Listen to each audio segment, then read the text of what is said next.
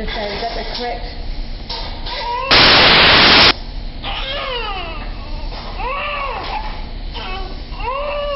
You are little in the first time. How big was the last baby? 291. Handshake my feet like that! More stamping and shaking for the freeze game. Everyone ready? You ready? Come on. There you go. You can stamp your feet. That's it. You can knock your knees.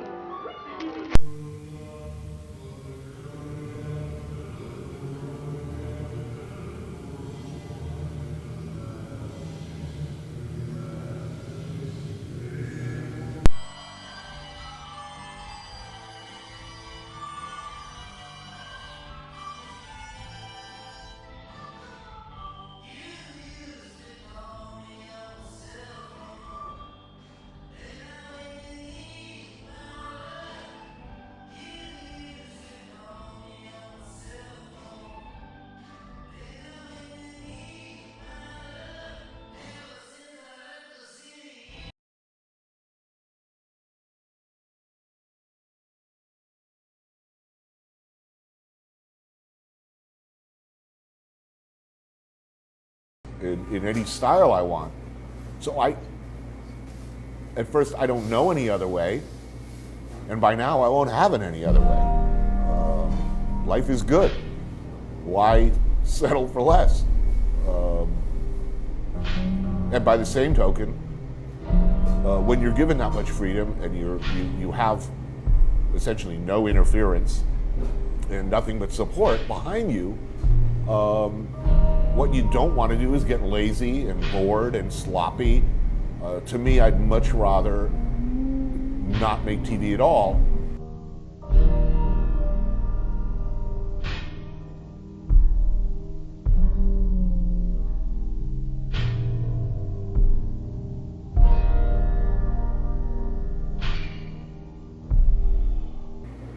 Or make even unsuccessful TV than make competent television.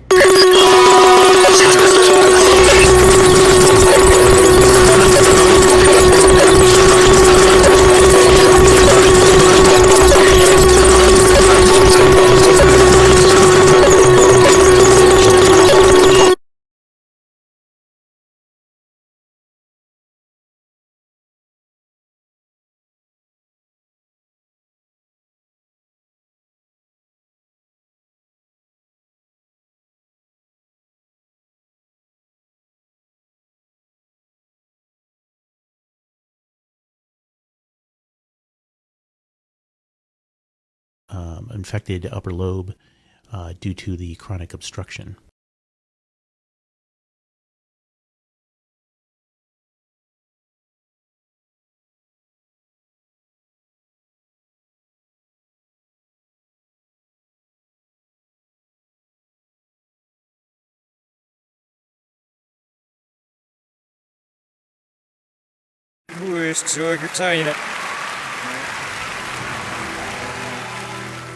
Snivits, Harstrov, Axilio, Radialgrov, Snivits, Stegardnerov, Ilne, Nagarden de Hergasni Scarfgrov, here's Wadnevits, Leila Elegrov.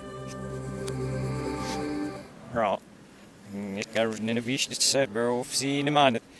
See, when for what Nick's dam, but there's no it's not in it up. Yeah, it's in the books, and it's not different. Jean-Luc Godard, voici de nouveau avec le mépris au cœur même de toutes les conversations.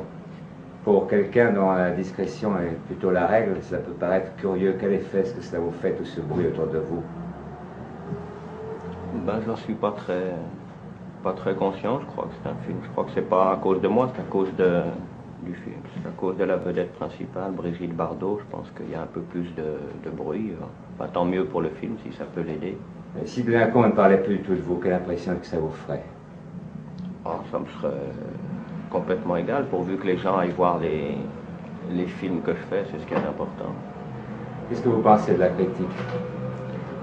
Beaucoup plus de bien que n'en pensent les gens. Je crois que c'est du fait que j'ai été un ancien critique autrefois et que j'ai dit énormément de mal et j'ai été très cruel et très méchant avec beaucoup de personnes et que je n'ai pas changé d'opinion à ce propos-là. Mais enfin, quand je vois des mauvaises critiques, enfin, ce qui m'intéresse, c'est qu'on parle des choses, qu'elles soient bonnes ou mauvaises, ça m'est égal. Mais quand une critique est mauvaise à votre propos, est-ce que vous avez un la pincement trouver au juste cœur? ou injuste, mais non, pas du tout. Pas du tout. Ça ne me touche pas. On peut proférer les pires insultes, même personnelles. Et les critiques, justement, moi je comprends très bien ça, sont toujours personnelles en général. Je veux dire, quand ils pensent du mal de quelque chose, ils cherchent à faire du mal à la personne physique, je sais pas, en disant du mal de leur femme ou de leur coupe de costume ou de n'importe quoi. Je comprends ça très bien. Mais ça n'a pas d'importance parce que quand on est critique, c'est un mouvement d'humeur comme ça. Le lendemain, c'est passé, on pense à autre chose et il ne faut pas le... Est-ce que vous croyez qu'il peut exister une critique qui soit juste, par exemple? Qui soit juste, oui, mais enfin la critique n'est pas une création artistique, ce sera toujours inférieur. Et les trois quarts des critiques, c'est un état de passage. C'est pour ça que les critiques sont toujours amères et tristes vis-à-vis de ceux qui louent, de ceux qui décrivent. Enfin, vous, en somme, d'être devenu metteur en scène après avoir été critique, vous pensez que c'est plutôt un bel avancement? Oui, mais je pense que c'est bien d'avoir été critique, c'est une bonne formation. Mais est-ce que ça ne risque pas de stériliser l'imagination? Non, parce que moi, ça m'a fait tout aimer. Ça m'a appris à ne pas être sectaire, à ne pas refuser, je sais pas, Renoir au nom de Billy Wilder ou des choses comme ça. Je les aime bien tous les deux, même s'ils sont très opposés. Est-ce que vous connaissez un critique qui a eu totalement raison à votre sujet? Non, mais je lis pas tout ce qui paraît non plus à mon sujet. Mais d'une manière générale, si on dit du bien de vous, est-ce que vous en éprouvez du plaisir? Ah oui, beaucoup. C'est vrai? Vous êtes sensible à ça? Quelle que soit la personne qui dise du bien de vous? Évidemment. La seule fois où j'ai été un peu triste, c'est quand Louis Chauvet du Figaro a dit du bien d'un de mes films, parce que je me suis dit, il doit être...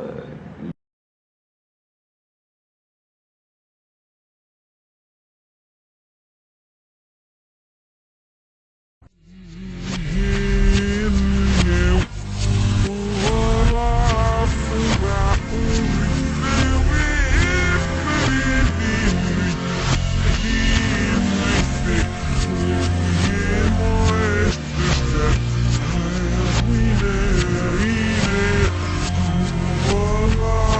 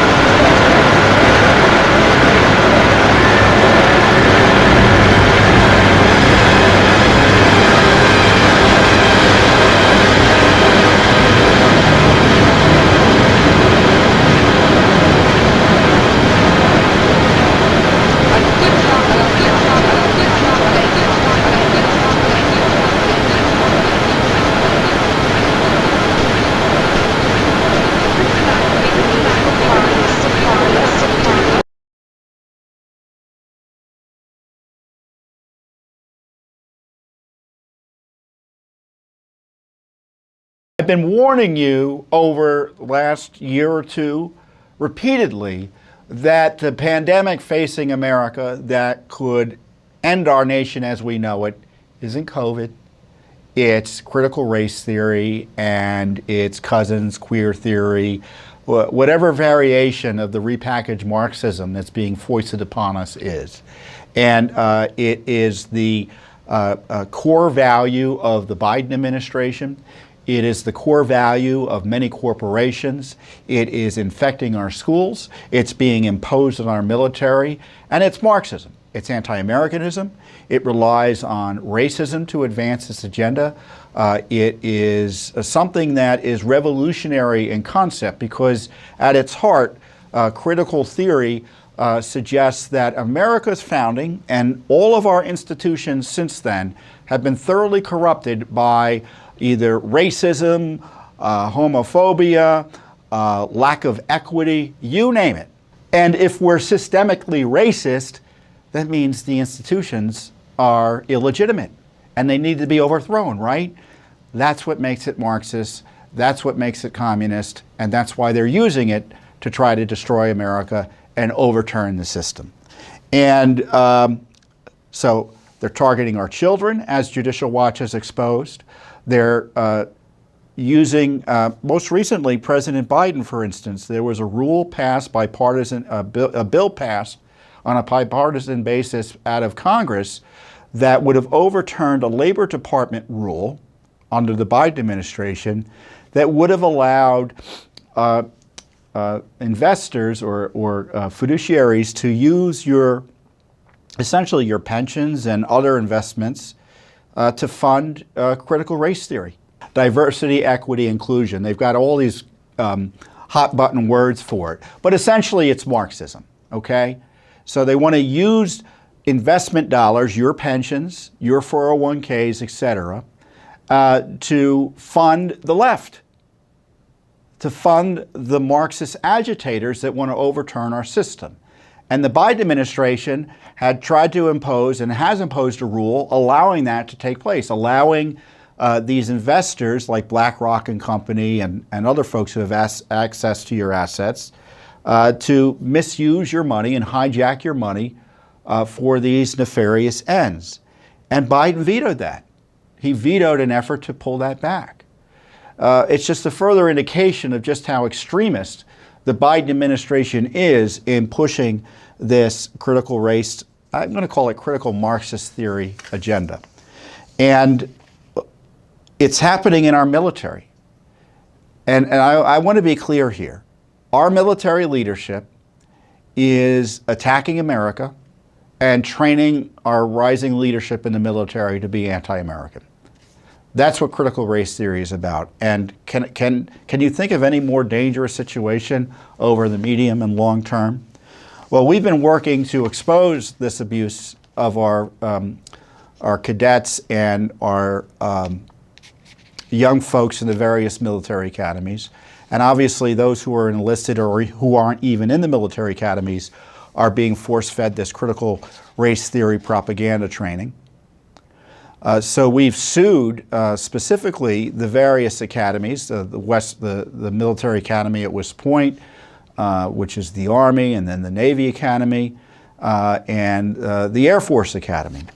So we have a few lawsuits against the Air Force Academy, including an important one with our friends at STAR, which is the Stand Together Against Racism and Radicalism in the Services. STARS is a great group that includes former officers. I guess you're never really a former officer of the military, right?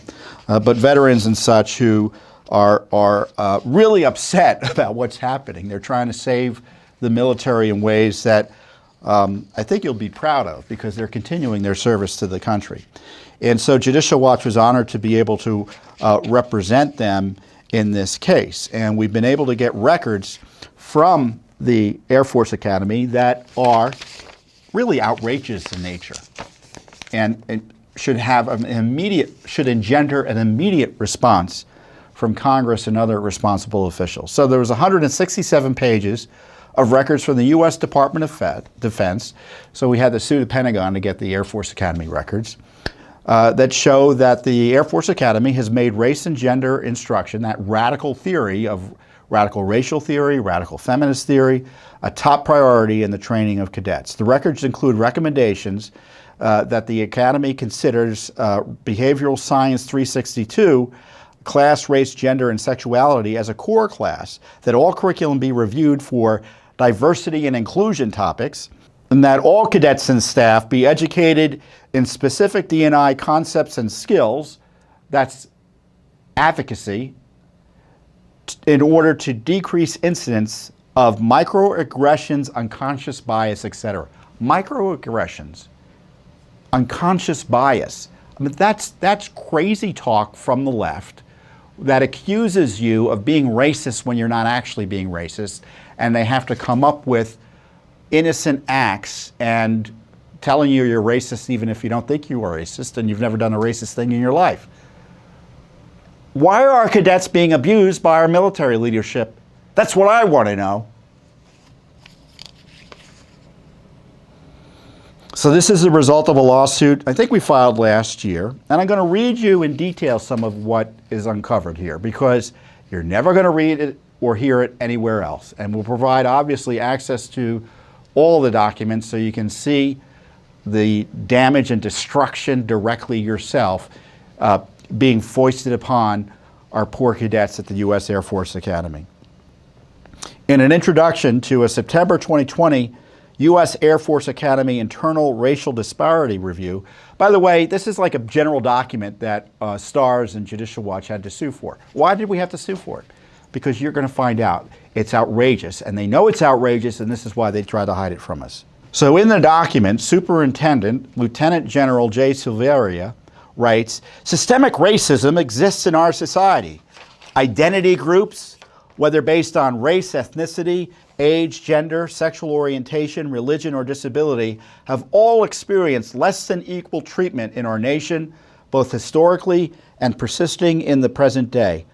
Ongoing events across our nation and around the world are a stark reminder that racism and social injustice continue to afflict our society.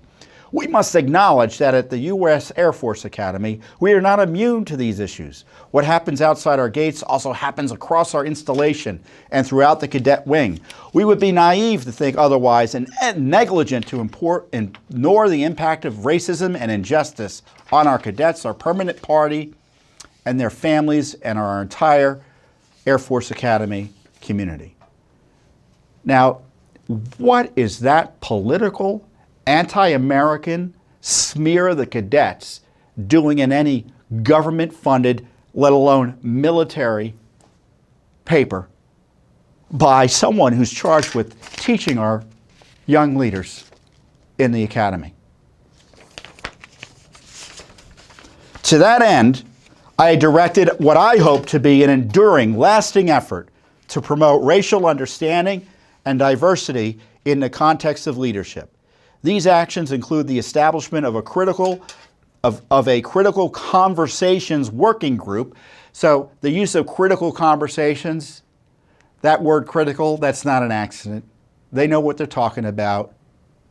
That's the sort of consciousness raising, the critical race theory. Critical is you always have to be criticizing the institutions and yourselves and elevating your consciousness till you become the perfect communist man.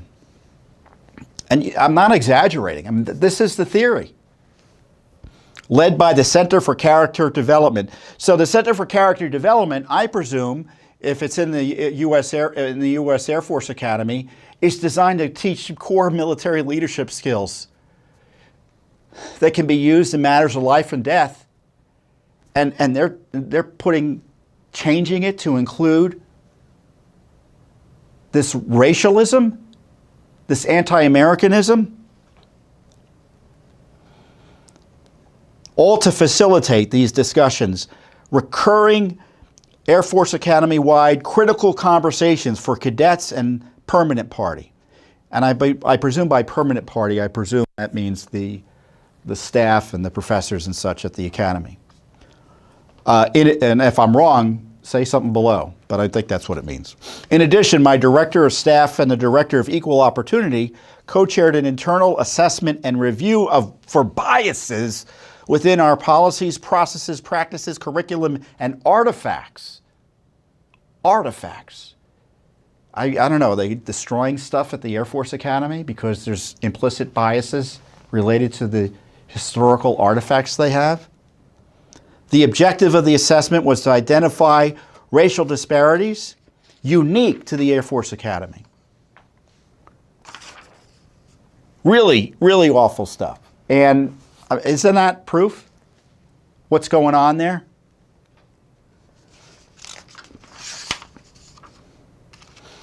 There's another section under the heading Equal Opportunity and what their recommendations are. And this is the kicker. Consider implementing Behavioral Science 362, Class, Race, Gender, and Sexuality, as a core class, or pulling the content into shorter transition week training opportunities spread across a cadet's academy career. The material is highly regarded by cadets and graduates, and the information could be implemented on a larger scale to include training for basics and sessions for each year's group to help cadets mature into D&I, diversity and inclusion professionals for the Air Force. So they want to use the Air Force Academy's training program to train these political commissars to enforce more of this Marxist critical race theory on the rest of the Air Force.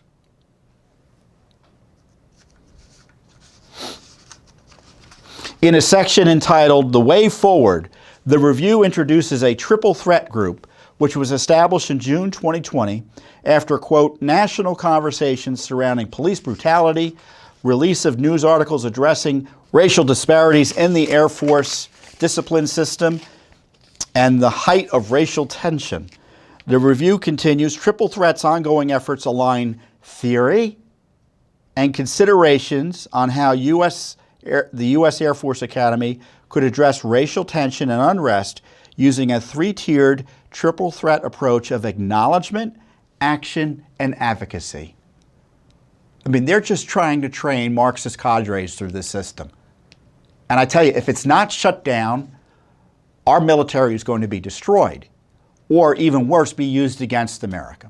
In clarifying the need to address this issue, as well as to demonstrate the importance of these efforts, Triple Threat solicited shared stories from current cadets and graduates from the past year that captured realities and perceptions that bring awareness to the Black experience. And they capitalize Black, which is racialist, by the way. And if you capitalize Black or white, you're buying into leftist theory and you're dehumanizing all Blacks and all whites. It's very South African apartheid in terms of language use at the U.S. Air Force Academy. And it gets worse. I mean, you know, I was going through the release again, and, you know, I go through and say, well, what am I going to share in the update? And I'm going to go, oh, I got to share this. Oh, I got to share this. I got to share this. And before you know it, my head's going to explode because it's so outrageous. And I've already seen this, and I get outraged again every time I read it. That's why I'm getting a little heated. That's why it looks like I'm going to pop. It's because I know our cadets in the Air Force Academy right now are being abused. And our country is being harmed, and our military is being undermined by this whole process designed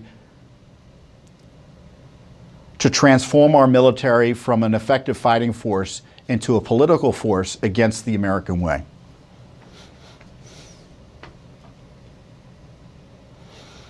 Also in this section, again, entitled Recommendations, this is what they're recommending. And you can bet it's all being implemented. So what had happened was Trump had tried to stop a lot of this. I think he put forward a lot of regulations, or at least rules or executive orders, to try to stop this in, I think it was in 2020, right? And as soon as Biden came in, all bets were off, and it became the guiding force, this critical race theory. Ensure diversity and inclusion is incorporated in U.S. Air Force Academy guidance and policy. the Academy's Diversity and Inclusion Plan must be updated as a strategic document guiding diversity and inclusion efforts across the institution. Now, when they say diversity and inclusion, they don't mean diversity and inclusion. They mean critical race theory that attacks individuals and classifies them according to race, is anti-American, and has nothing to do with diversity and inclusion. It's about alienating the military from the America that it's being asked to defend. Expand the Dean of Faculty-led curriculum review to ensure all curriculum, as identified under the course of instruction, is reviewed for diversity and inclusion topics. All curriculum. So that means mechanical engineering, that means math, that means biology. What does that mean? You know, the Air Force, I presume, has special forces training. How is that going to work? My gosh. We're supposed to be training these men and women to be able to defend, again, America in life and death situations. Instead, we're turning them into little political commissars. And it's going to get people killed.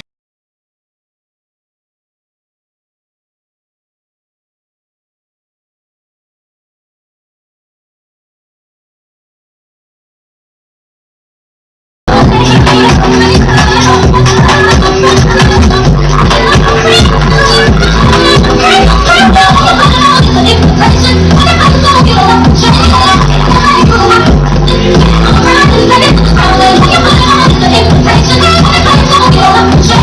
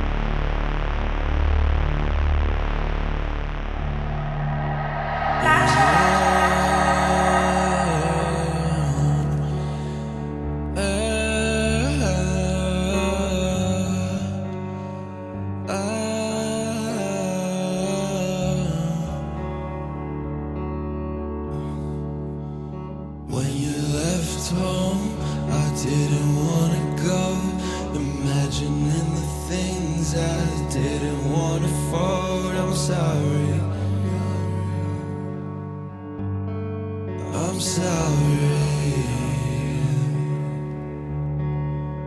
But sing it out now and sing it out loud before the sun goes down.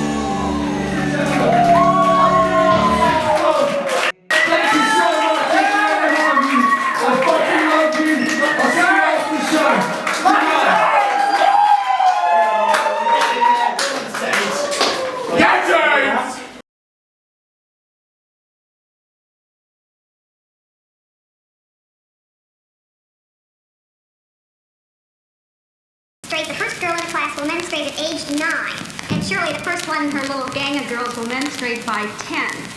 So and Mother knows about it. On what the menstruation is, the emphasis is on its normal. We'll talk about sure what sanitary bill checks, and so are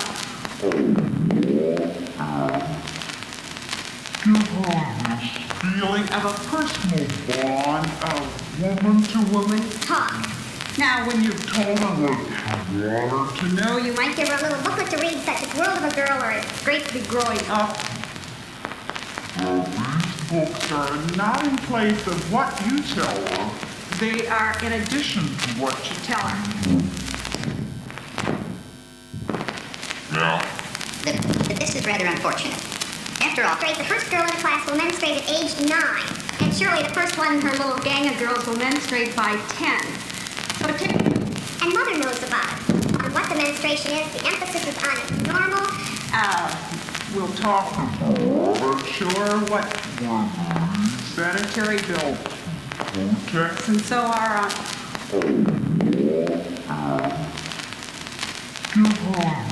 feeling of a personal bond of woman to woman. Talk. Now, when you've told her what you want her to know, You might give her a little booklet to read, such as World of a Girl or It's Great to Be Growing Up. these books are not in place of what you tell her. They are in addition to what you tell her. Yeah. This is rather unfortunate.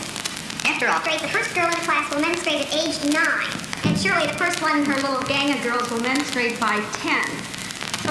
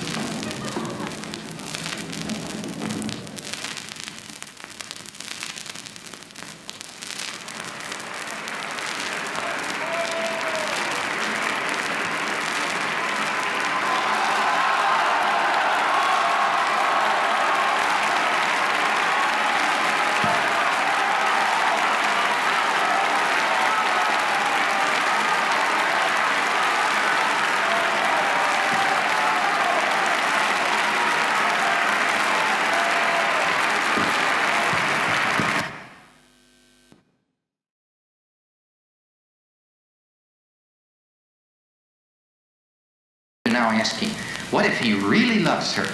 Doesn't that make it all right?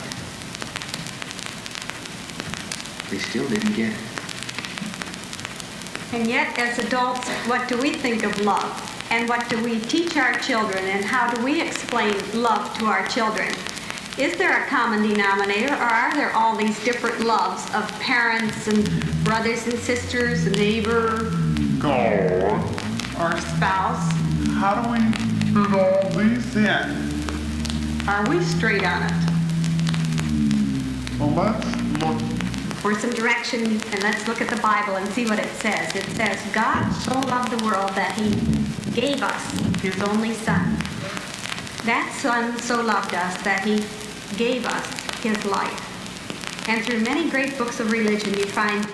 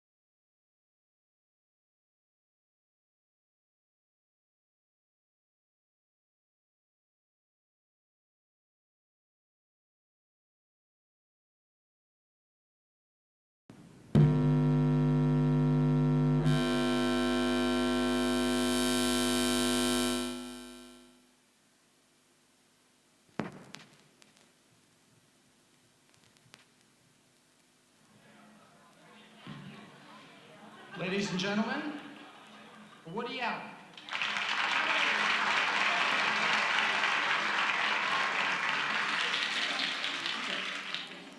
This is my third night here. I haven't been here in about 8 months now, was the last time I was here. And since I was here last, a lot of significant things have occurred in my private life that I thought we could go over tonight and evaluate. I moved, let me start right at the very beginning. I formerly lived in Manhattan, uptown east in a brownstone building, but I was constantly getting mugged and assaulted and sadistically beaten about the face and neck. So I moved into a doorman apartment house on Park Avenue that's rich and secure and expensive and great, and I lived there for 2 weeks, and my doorman attacked me.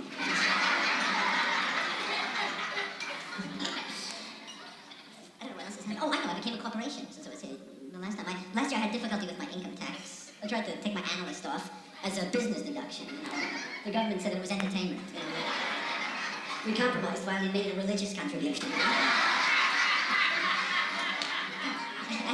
I formed the corporation this year, and I'm the president. My mother's vice president, my father's secretary, my grandmother's treasurer, my uncle's on the board of directors. And we got together the first week. They tried to squeeze me out.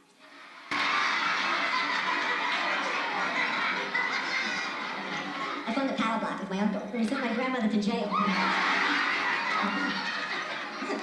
I went to NYU myself. I was a philo major there, too.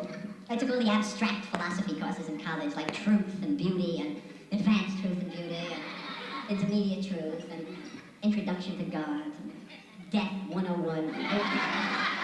I was thrown out of NYU my freshman year. I cheated on my metaphysics final. College, I looked within the soul of the boy sitting next to me. They threw me out, and my mother, who is a really sensitive woman, when I was thrown out of college, she locked herself in the bathroom and took an overdose of mahjong tiles. I was in analysis, you should know that about me. I was in group analysis when I was younger, so I couldn't afford private. I was captain of the latent paranoid softball team.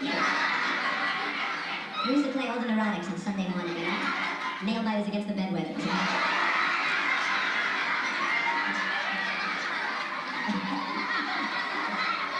And if you've never seen neurotics play softball, it's really funny. I used to steal second base and feel guilty and go back.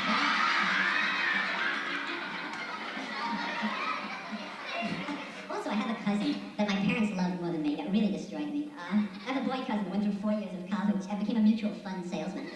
And he married a very thin girl from the neighborhood who had her nose lifted by a golf pro. You know? Hit it and just hooked up over her head. And they moved to the suburbs and they have all kinds of status symbols. They have their own home and a station wagon and fire insurance and life insurance and mutual funds. And his wife has orgasmic insurance.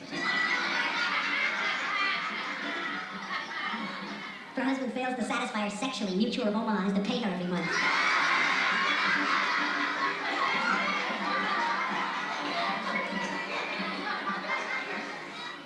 I don't know what else to tell you about myself. I was a writer and an actor. I was a television writer, and I was not an actor. I was in acting class. We did a play in acting class by Patty Chayefsky called Gideon, and I played the part of God in Gideon. It was typecasting. There was method acting, so 2 weeks beforehand I started to live the part off stage, you know? And I really came on God there. It was really fabulous. I put on a blue suit, you know. I took taxi cabs all over New York. I tipped big, because he would have. I got into a fight with a guy and I forgave him. It's true, some guy hit my fender. I said unto him, I said, be fruitful and multiply. But not in those words.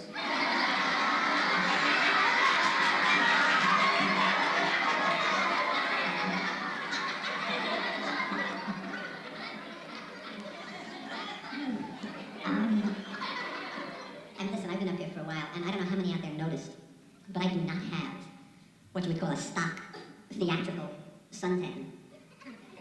You know, I'm redheaded and fair-skinned, and when I go to the beach, I don't tan.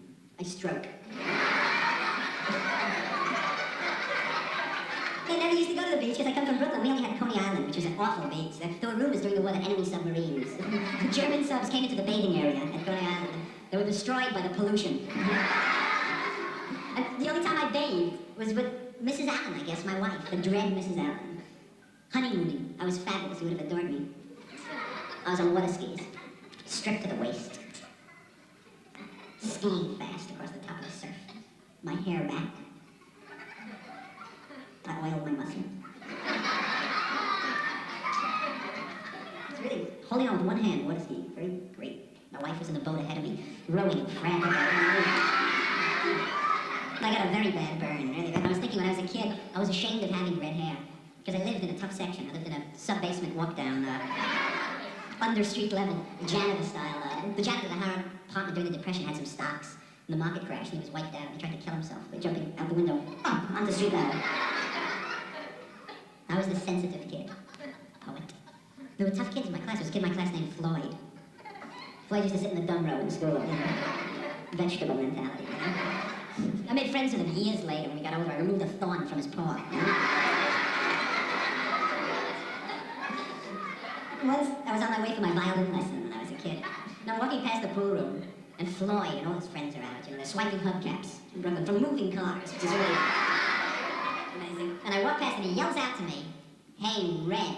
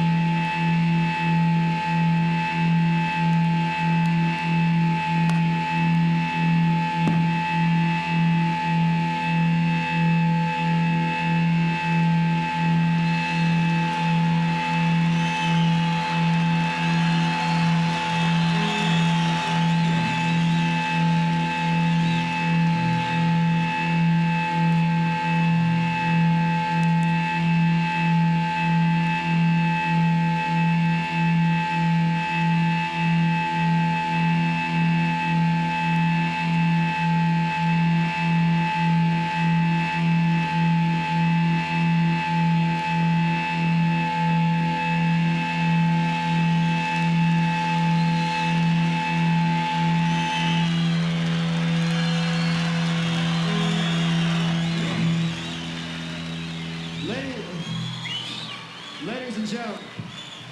All right. Test. Kim, you're always on the 1, 2. The plastic.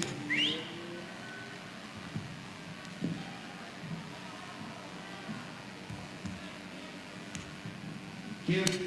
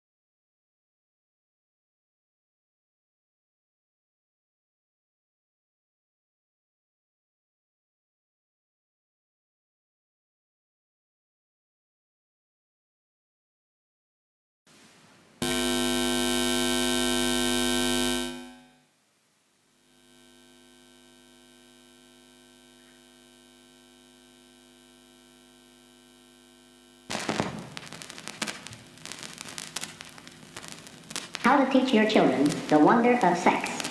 Early life subjects, in addition to being the authors of a widely read book on sex education for children. We might tell you one before we start here about this sex education bit. You know, this little boy happened to be an only child. And he went to his daddy one day and he said, "Hey, Dad, I want a baby brother to play with." So his dad smiled rather knowingly and he said, "All right, Andy," he says, "tell you what you do." He says, "Why don't you say something in your night prayers and you ask God for a baby brother." So he thought about it a minute and okay, that's a pretty good idea. So for 4 nights in a row, he prayed for a baby brother. No results. So he gave it up for a bad job and forgot all about it.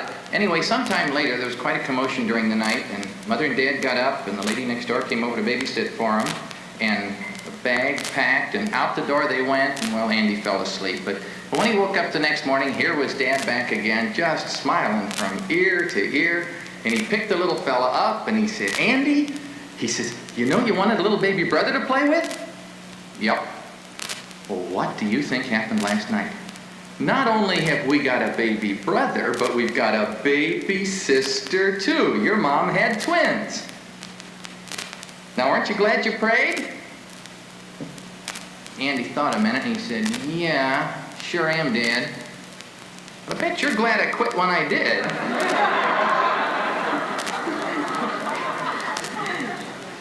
As we go along in our talk, you'll hear us mention our children. Maria and Tracy are 16 and 14. Charlie and Joe, our wrecking crew, are 8 and 7. Anne is 5, and Timothy is 1.5. And has red hair. And we're going to give you some ideas on sex education of children, and then we're going to take a break and let you give us some of your ideas. First of all, we ought to know what we're going to talk about. Many people would say, if they think of the phrase sex education of children, well, this is a matter of teaching a certain amount of biological activity, facts of life to children, and it comes at a certain time, and this is a heart-to-heart talk, and this is all there is to it, you know.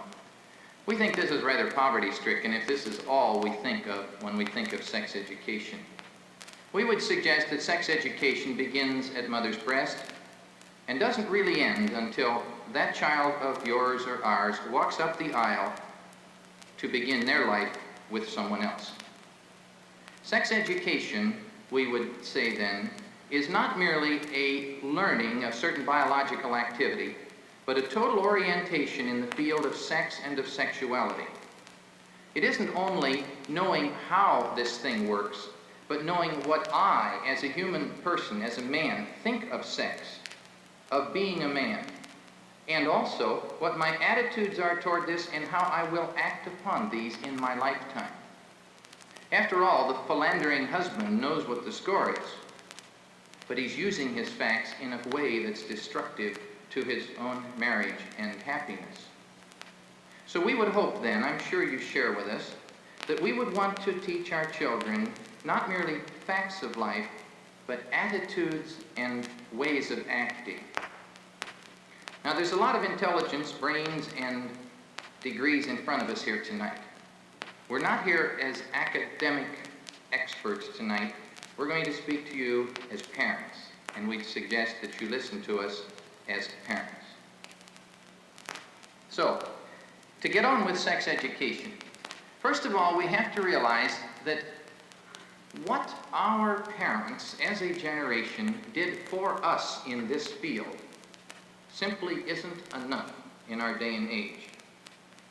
Very commonly, our parents, aside from the perhaps very fine attitudes they gave us, in terms of what they actually taught us, they taught us very little, they taught it to us quite late in life, and very often they didn't really teach us at all. Now, perhaps we were not injured too much by this, or perhaps we don't know. But we can't afford this for our children. Time was that home was somewhat of a secluded refuge. And however we sent our children out to school or into the world, they came back to home. And here, within this somewhat private confine, mother and father were able to shape children. This is no longer true. All we do is turn a switch and the world floods into our living room. and we all know this, of course. The printed page, the television, the communications industry is such today that everything out there is now in here. All of the good, but all of the bad. We picked up a Look magazine not so long ago, and there was a beautiful girl on the cover, an actress from Denmark. Had something about sex, so anyway, this was on how many million coffee tables around the country, and I'm sure your children read it too. Here she is. She says that sex is the most important thing in the world. I wouldn't marry a man unless I'd slept with him at least 50 times. What made me tired to think about it, but if our children read further, and we did, it seems that they have more advanced attitude towards sex over there, and that 98% of the girls are no longer virgins when they marry, but the parents don't mind as long as the children do it in the parents' home and the parents know about it. A more advanced attitude. Well, viewpoint, huh? Our children learn something by that Look magazine. Our children learn something every time they see a sexy ad. And we can't open our eyes anymore today, but we see ads that have something about sex tied into them. You can't even sell a can of drain cleaner unless some babe with a towel around her is dumping it in the toilet, can you? Sex is about us. We live in a sex-saturated world. Our children are being engulfed in this sex saturation from the moment they can open their eyes and listen and look and read. This was not so many years ago. Now, we live with this, okay. The point is our children are learning something by this. We as adults are somewhat immune to this. It's come upon us rather slowly and we are formed. Not so our children. They are being formed. They're being formed by us and the world, by the world. This world is teaching them something about sex. Now, what is it teaching them? First, I think we would want to ask, what would we want our children to know about sex? What fundamentals would we hope that we could give them first? Well, I think we would agree that we would want them to know that sex belongs in marriage. It belongs between a husband and wife. That it is an expression of love. Now we mean true love. We don't mean as Hollywood would spell it, L-U-S-T. But we mean a true concern for their partner, a real love. The third thing we would think that God blesses this union of love. And through this union of love, at times, new life appears, children. So we would hope that they would know that sex belongs in marriage, that it's an expression of true love, blessed by God, and at times, new life appearing. I think most of you would share that with us as a hope for children. And yet, what are they learning from the television drama and from the magazines and everything else that is educating them today? Are they learning that marriage and sex are intertwined, that sex belongs in marriage? How long since you've actually seen a TV drama that has glorified the marvel and the solidity, the sanctity, if you wish, of marriage? Why, of course, not all the fun's before you get married. You know that. Well, it's sort of fun playing around outside of marriage, too. But marriage is sort of a dead end, you know. That apparently it's a goal, but then it turns it off, you know. Certainly they're not being taught that marriage is really very important at all. Are they being taught about love? Well, with all the hoopla of Madison Avenue in Hollywood, the word is repeated and repeated and repeated. But the definition of love that they're being taught, if we sit and think a moment, is really a sexual, self-centered selfishness. It's what I want and what I need. And the song sings, I must have you, dear. I need you, my dear. It's I and it's me and it's mine. It's a selfishness that they're being taught. Very little about what is best for you. God? Well, who's he anyway, huh? Put him there if you wish, but certainly our public world about us ignores him in this respect. And children are usually to be avoided, of course. So we would suggest to you that our children are receiving a very thoroughgoing education about sex, both in terms of facts of life, but more importantly in terms of attitude.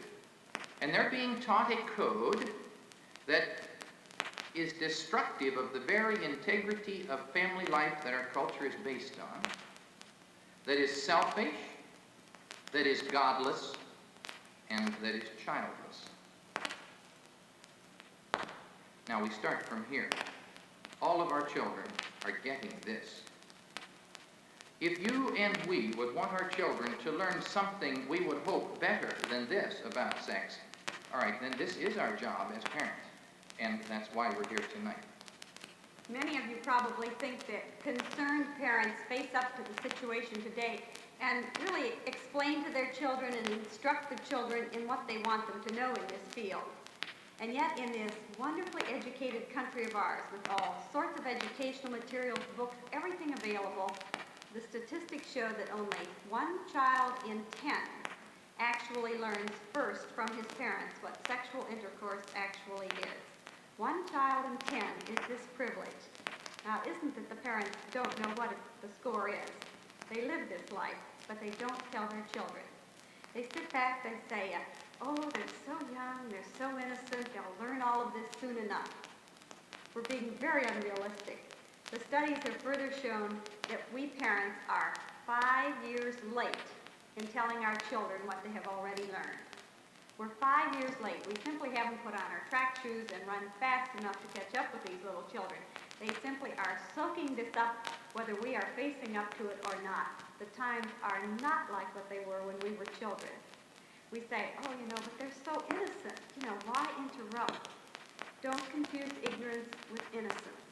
Ignorance is just plain lack of knowledge, not knowing the truth. Innocence is knowing the truth and sticking by it. And yet, although we as adults know what the score is, we haven't, as a society, told our children. Why don't we talk? We can talk at the bowling alley about sex all night. We're quite comfortable there. Or in a mixed group at a bridge game, talk about sex often enough. Or joke, here again, we're not uncomfortable.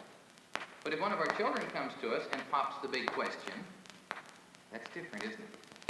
Now we back away from it, or we stammer a bit, or we say, oh, you go ask your dad, and he doesn't want to answer it either, or worse than that. Why? We know, we hesitate to say, we feel uncomfortable. This is an emotional reaction. In front of the children, this is different. We feel uncomfortable. Now, why do we feel this way? We come by it very honestly. Our parents taught this to us. They felt uncomfortable when we first asked them these questions. They, as a generation, dodged our questions. They gave to us, by the way they felt and acted in dodging, this also same feeling of prudishness, of Puritanism or Victorianism, or call it what you wish. It's an attitude, and it's ingrained, and it's in all of us, to a greater extent or less. We as a culture have been prudish. Now, what does this mean within us? It's nothing that we have made a decision on. We just feel this way. Sex is, nice people don't talk about sex. It's for after dark and under the covers, and, if God would have really had a mind about him, he'd have figured out a different way to make babies, but, this is sort of a concession to man's weakness, a woman has her duty, a man has his rights. And, before you're married, you're not allowed to have sex, but after you're married, it's permitted. Not necessarily good, but it's permitted. In this whole line of thought and reasoning, we have, however, tied this type of feeling and thinking with good people, our parents in their life, who we respect. And we've also identified it to a certain extent with organized religious faith. And so we put this then on the side of goodness in our mind's eye, and we say there's something very right about this, because good people gave this to us. And yet we know it's a little fishy and this isn't quite right. But then we turn the other page to the likes of this young lady we mentioned in the magazine, or a great number of our people in our culture today on college campuses and elsewhere, for whom sex is a simple right and a need, a physiological urge that's to be responded to. And for them, there is no such thing anymore as the old story of sin and right or wrong, of laws or rules. And for many today, sex is simply something that my mental health needs, and I'll take it with whom I want, and when I want it, and however I want it, and before, during, outside of marriage, with man, with woman. There's no rule except one for this new libertarian, and this rule simply says, I will not force myself upon another person. My partner must consent. And that's the only rule over here. Now, probably few of you would buy that song either, or want it for your children. And yet, this also is in possession in our culture. And what have we got to choose from? This old stuff? And all right, you join us perhaps in rejecting both. But where do we feel? Where do we belong? What do we think? What attitudes and code of action and of right and of wrong, what do we pass on to our children? Well, each of us will find our own place somewhere between these two extremes, but in truth, most of us are at least a little confused. We're not quite sure anymore. And it's because of our adult confusion that we find in our age this almost chaotic confusion in our young people at times. And yet, as good parents, we want to do what is best for our children.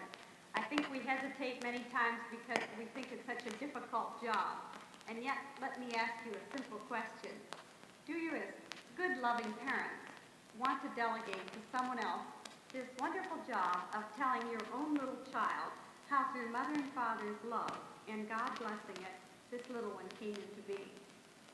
I think most of you want to be the person to tell your own child this story of love. If we could only look at it this way and realize how it's a real person-to-person type of communication at home. And it happens along with all the other millions of questions that come. And particularly in those early years, these children aren't so much hearing you as they are reading you.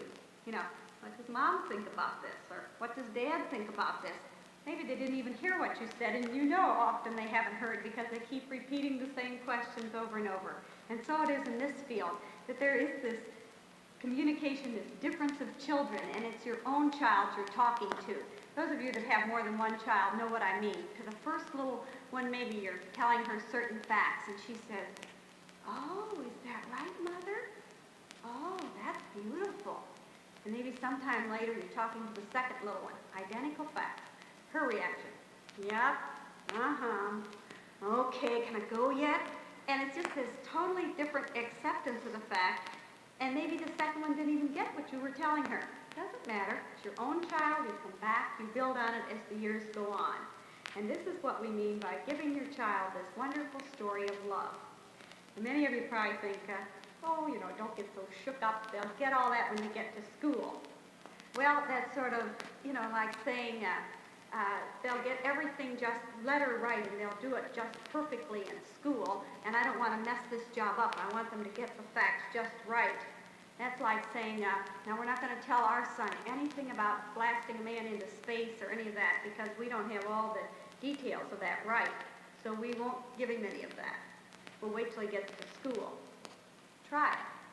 Which one of your little ones probably doesn't know almost more than you do about how many times he's going to orbit and how long he's going to walk out in space and how they're going to do this and that? They just soak it up from the culture. They get it, whether you want them to or not. The same is true about sex education. They'll get this information whether you program it or not. Take your choice of where you want them to get it and how you want them to get it, because they'll get it. The other thing is, as it comes in school, it comes as a health class or a biology class, and these come as facts, you know, just plain facts. But what we're talking about tonight are not just plain facts. We're talking about a story of love. of about seeing love, feeling love, being loved. And this is what you, as good parents, can uniquely give best to your own child. You see, we teach love and many things to our children, not by what we tell them, but by how we live out our lives. We could teach them about marriage, for instance, and we could say, oh yes, marriage is a very marvelous thing, and fidelity, and this is sacred, and great respect. And yet if one of you fellas came home from the office one night and with the children listening told your wife about the funniest darn thing happened. You know the boss and that new clerk typist, and he's been playing around with her, and his wife doesn't suspect a thing, and the two of you get the biggest laugh out of this, and the children here, you've taught them something about what you really think about marriage. Or gather around a supper table, and we're speaking of our aging parents, and of course the children are with us, and the problem is that they really can't stay alone anymore, you know. They're getting pretty doppy, and they fall over, and they left the gas on, and all this sort of thing. And we've got to put them somewhere, and can't your sister Mary, or my brother Joe, or maybe it's the nursing home, or anywhere, we've got to get them somewhere, but we don't want them. We don't want to take the responsibility for the old folks, and so we plot and scheme how we can keep ourselves from having the burden, if you wish, of the old folks. You know what we've done? We've given our children a very vivid education on how to handle us when we become those aging parents. And so with love. No child ever learned love out of a book. Love is an experience that must be known and felt in childhood. The child growing from an unloved home, strife-torn, bickering, upset, sometimes as an adult is an actual emotional cripple, incapable of ever really learning to love another person. We learn love by loving and by being loved in the unselfish sense. And if sex is anything, it relates to love. You know, sex is something like electricity. Unharnessed and out of control, it's an atomic bomb or it's lightning, and it destroys. And yet channeled within the rules and put to proper use, it heats and warms our homes over the years. And so with sex, identically so. Unchanneled, it's destructive. But otherwise, it is that one of a number of things that makes life worth living and keeps us together in happy harmony in our homes.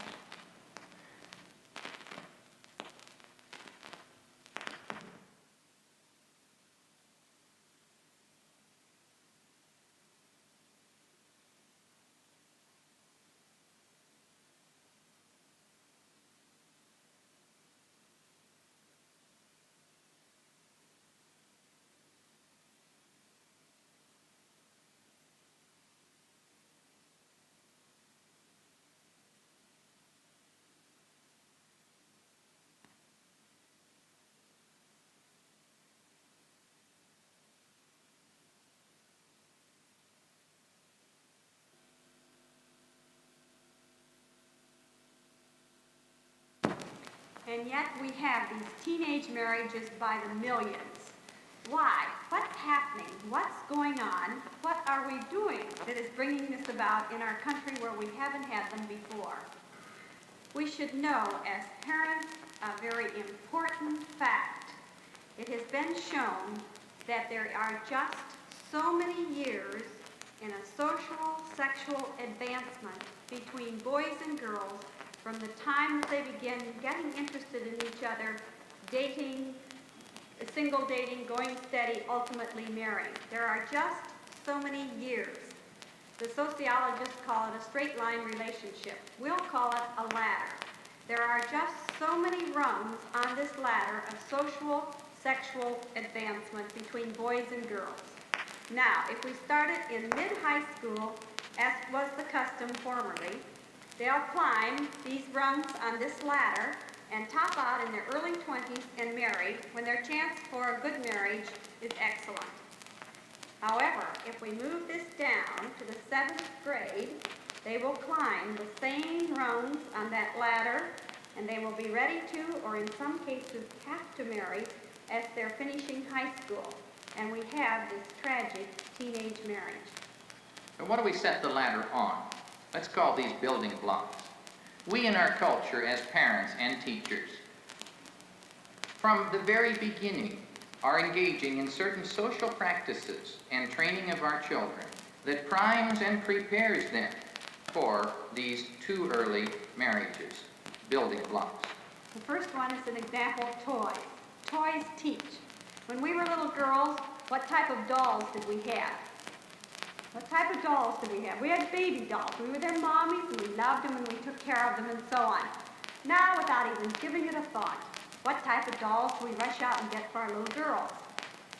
What type of dolls? The Barbie type dolls. That's right. Now step back and look at what these little dolls are. They're great big busted, snaky hip little gals with lots of emphasis on the hairdos and scads of clothes and boyfriend with a convertible and all this jazz. Without even opening our mouth, what are we teaching our little girls? This is your goal in life, to be a sexy little babe. You know, speaking back home one time, a couple came in my office some days later, and the mother, the wife there, she said, you know, we heard you talk the other night. I went home that night, she said, I got my daughter's Barbie doll and I undressed it. She said, I was shocked. I put it away in my drawer. Well, her husband's sitting over here with this wise guy look on his face. He says, no, it isn't. It's in my drawer.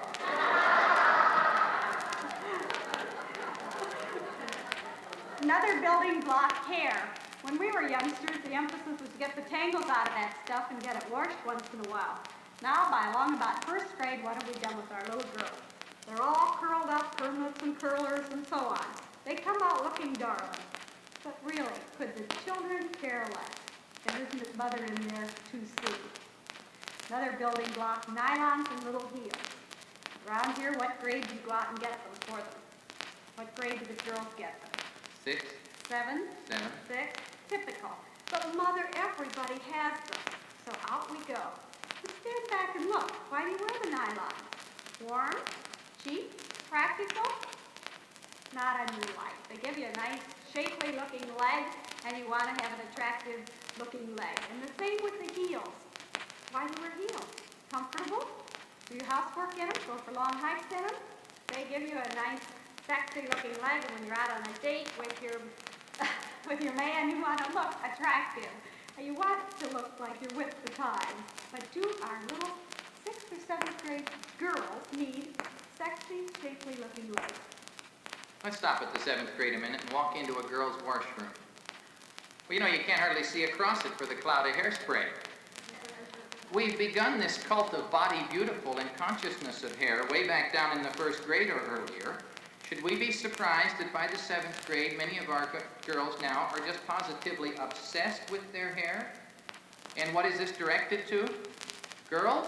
Not on your life. It's to boys, of course. And how do we dress these girls, as they are the object of most of this premature activity? Well, you know, that used to be that clothes were sort of straight up and down and hand-me-downs and a lot of this, and we don't necessarily want to go back to that. But right from the very beginning now, our daughters are in figure-shaping clothes, are they not? And stick-on slacks and short shorts. And I dare you, if you have a daughter whose breasts are just beginning to bud, to go out to the local store and get her a simple cloth bra to cover herself. You can't find one that hasn't got a half an inch of padding in it already. You know, some people then will use training bras. You know what that is, don't you? Training bras got about a AAA cup. It's a little rubber padded affair that you hang on a flat little chest to teach her what it's going to be like when she finally gets something to put in it. And then there are things like charm courses where they go to learn that take a bubble bath here, your skin really needs it.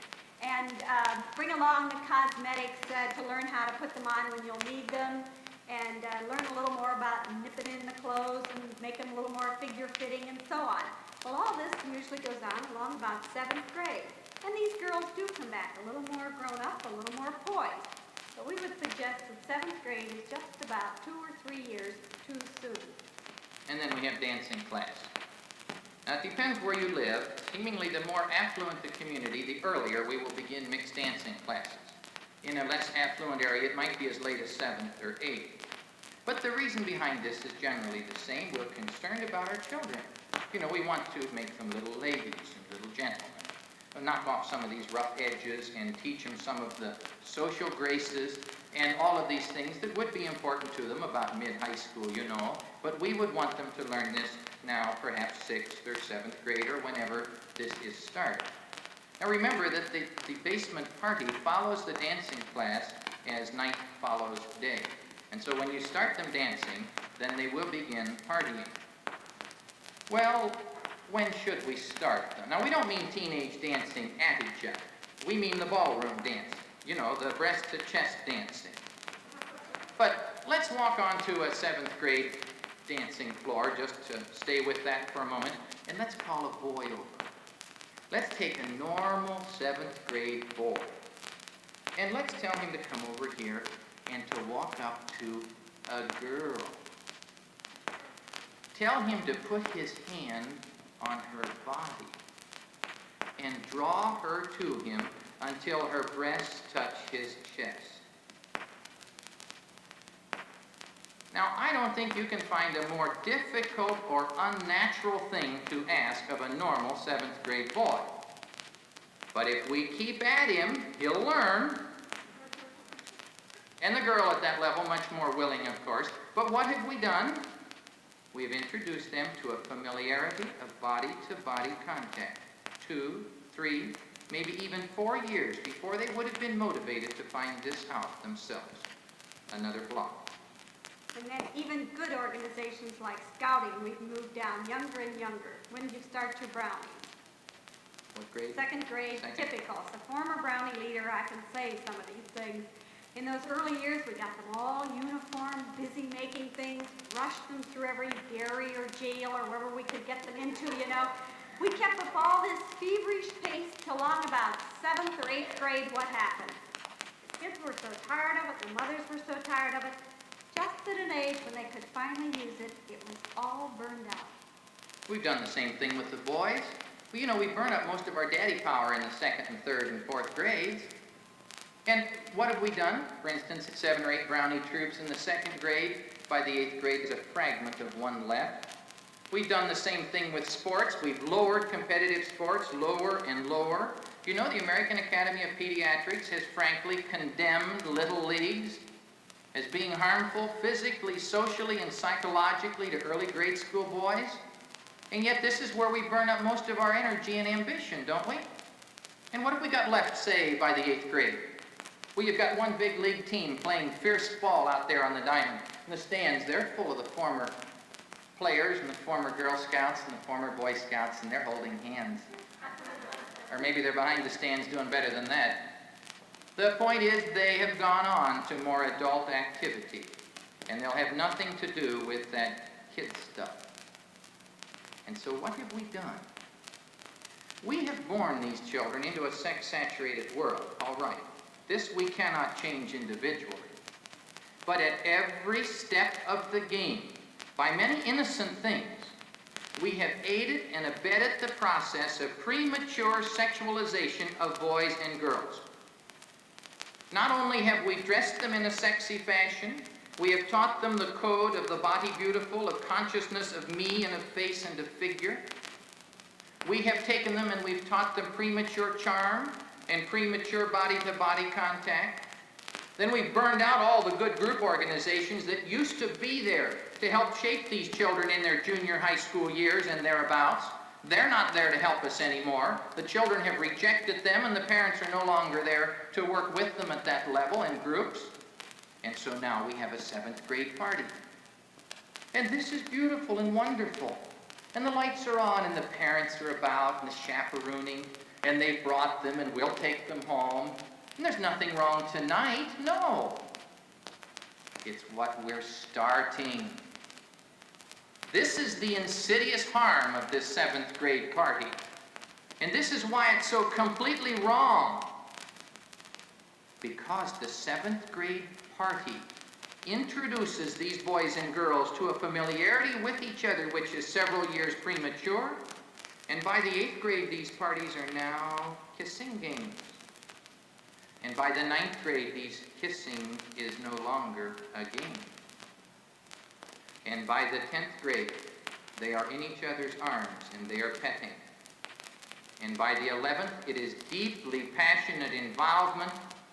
And for far too many, before they finish high school, it is occasional or regular sexual intercourse. And each of us bears some of the guilt for starting this. And yet we can't begin to tell our children what to do as they leave our homes as dating children. This has to be a process of hoping to discipline and build self-control into them all along the line. Because these children are good children, but they need their parents' help, and they need it very much. As one clergyman told us after one of these talks, one of his friends came up and she said to him, "Now," she said, "you don't think my little Jeannie would do any of those things they were talking about, do you?" He said, "You're absolutely right, Mary. She wouldn't, unless you let her get into a situation that she could not cope with." He said, "These children are good children, but what their parents don't foresee is that they're letting them get into places and to situations that they're in over their head. These children don't plan to get into the trouble that they do." How do we build up to this? There are many things, particularly the mothers must stop and think about raising their daughters or their sons on semi-final no's. If you're the mother, if the child knows she can always worm around and get mom to change her mind, that what she says never really sticks, then what happens in the parked automobile to that child? She still thinks life is the same way, but there's something she really wants, and her answer to his question is a semi-final no. And then we wonder why they get into trouble. What other situations do we let them get into? Drink. We don't think you can let any high school child have even the first bottle of beer. If you let that child drink in your home, then let them go out, it may be just enough to break down the little moral reserve they had. And if something happens that night, you share the responsibility for what happened. And how do you let them dress? And here again, particularly the girls. Well, if you let her dress like a little prostitute, are you surprised if some boy takes her up on it? You know, she shouldn't have bought those stick-on slacks in the first place. But if she comes down the steps with them on and to go out to a dance or something, and you feel that this is improper dress, the answer to this is simply no. But the answer to this is impossible if mother wears the same kind of clothes, of course. And it falls back then to the life and the example that each of us gives. And what about driving? And there's no tougher question in our country today. Because if a boy has a Saturday job, he can own a car. It's almost that simple. A couple of thoughts on this now. Drive they may, but own cars is another story. We're talking about high school children.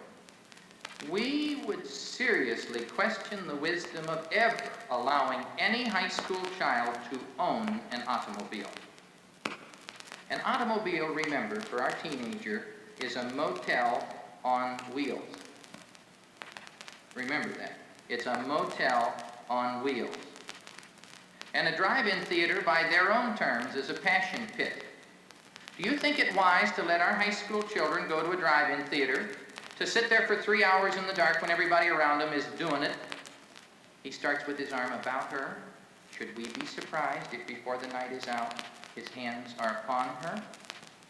Do you really think it's fair to let them get in this situation? We think drive-in should be banned for all high school students unless the parent's in the back seat.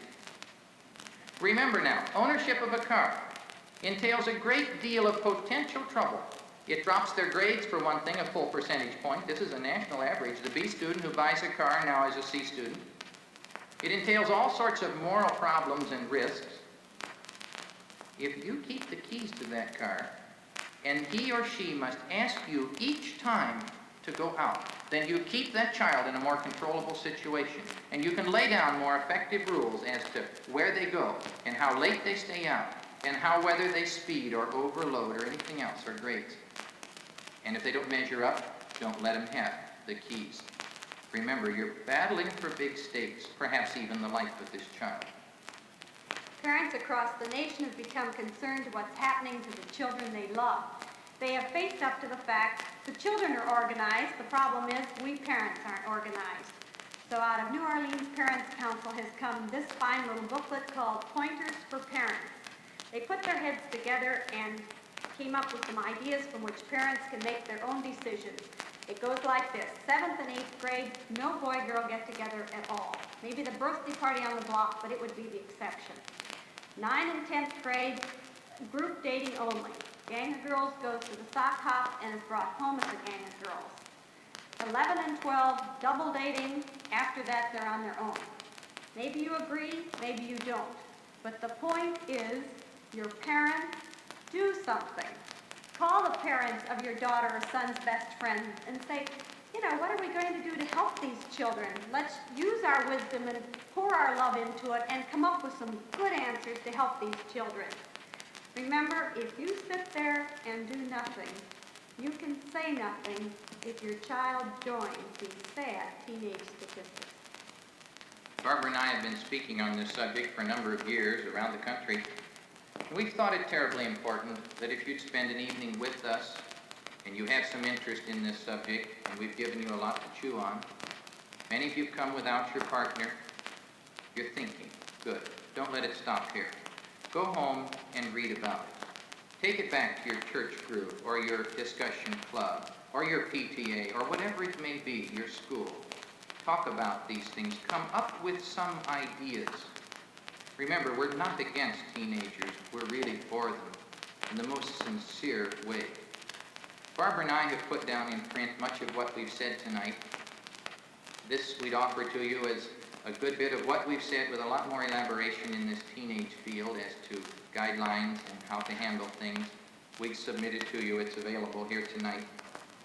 Remember the overall pattern. Let the children grow in stages. When we force a poinsettia into premature bloom at Christmas time, we watch it wither and die too soon. And so, we have made the great error in our time of forcing children into premature bloom to pay for it often the rest of their lives.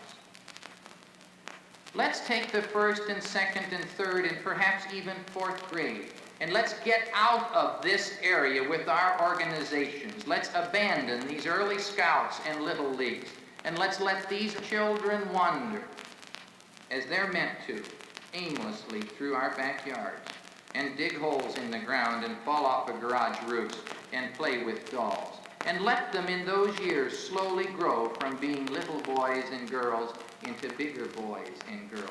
They're not ready for organization and they're uncoordinated, and let them alone.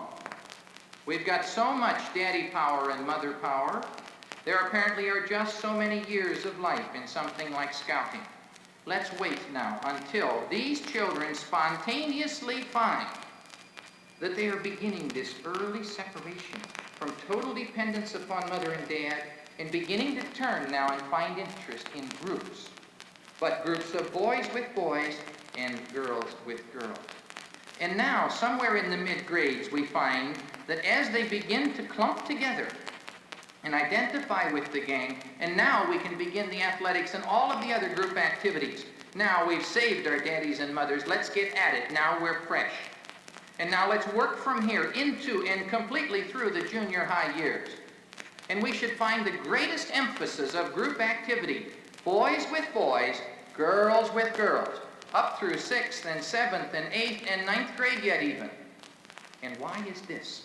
Because in these grades, they are not yet ready for each other.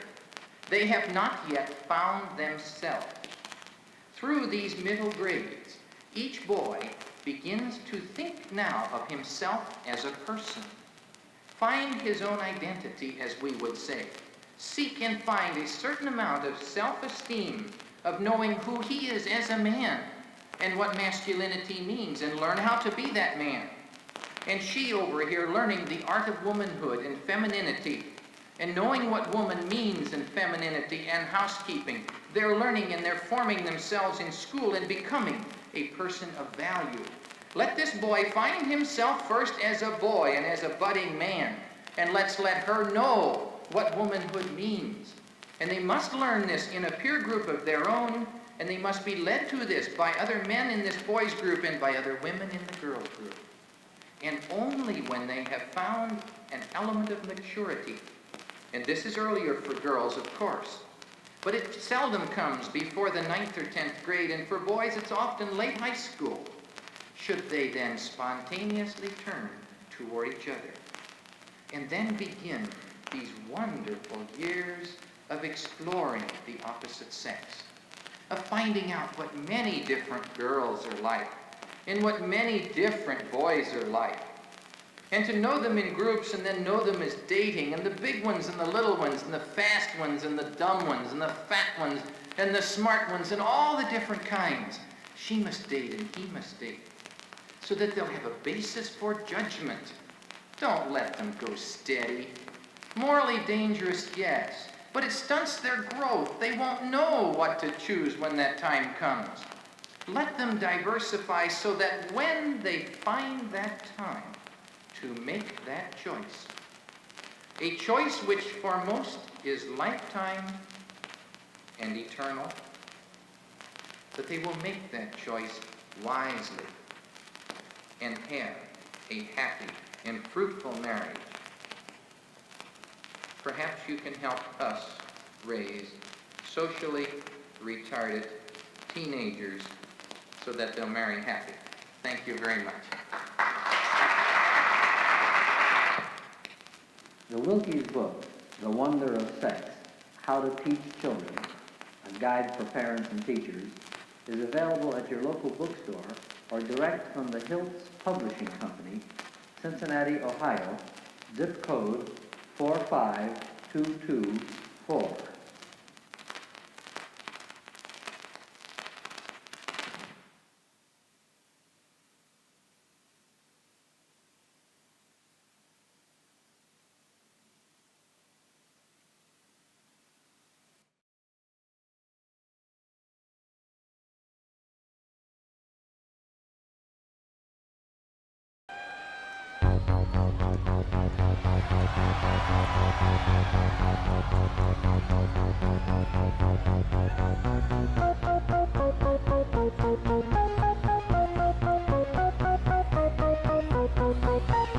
Why are you so paranoid?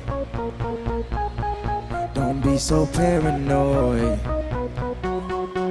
Don't be so, baby, don't worry about it. Lady, even think about it. You worry about the wrong things, the wrong things. You worry about the wrong things, the wrong things. You worry about the wrong things, the wrong things. You worry about the wrong things, the wrong things. Tell me right now, you really wanna spend your whole life alone? Time out might do you good, might do what's good for you, be done for good. Cause I can make it good, I can make it come, I can make it come, I can make it go. I can make it high, I can make it fly, make it to the sky, hey, maybe so. You wanna know the nine, you never mind, take it through my cell phone, baby, no. You wanna kill the night on another bite, and even fight here we go. Hey, baby, don't worry about it. Baby, we'll go out to the floor. Anyway, don't know you like I do. They'll never know you anyway. Don't know you like I do. They'll never know you. All of the time, you wanna complain about the nights alone. So now you're here with me, when we grab a 2-liter attitude way back at home. Now you make me look, give them colas, cause we look cold. Yeah, you heard about all the word of mouth, don't worry about what we can't control. All the talk in the world, lost in the world, till you finally let that thing go. You wanna check into the Heartbreak Hotel, but sorry, we're closed. Baby, don't worry about it. Baby, we'll go out to the floor. Anyway, don't know you like I do. They'll never know you anyway. Don't know you like I do. They'll never know you, baby.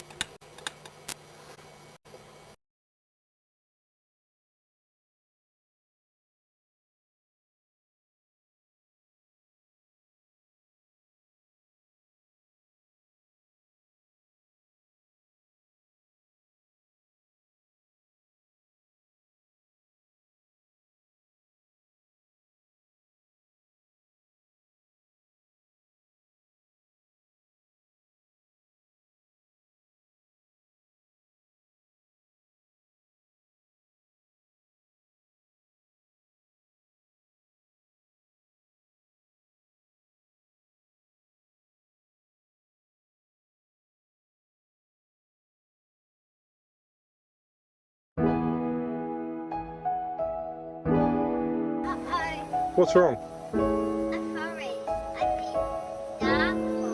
Mother's house. I better have a look.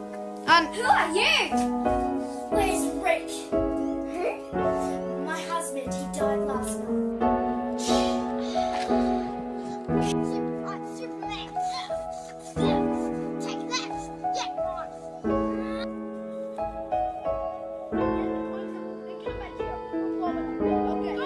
I just can't die. A horse is a horse, of course, and no one can talk to a horse, of course. It's obviously a stab wound. Have the ambulance come and checked it out? I don't think so. He's dead.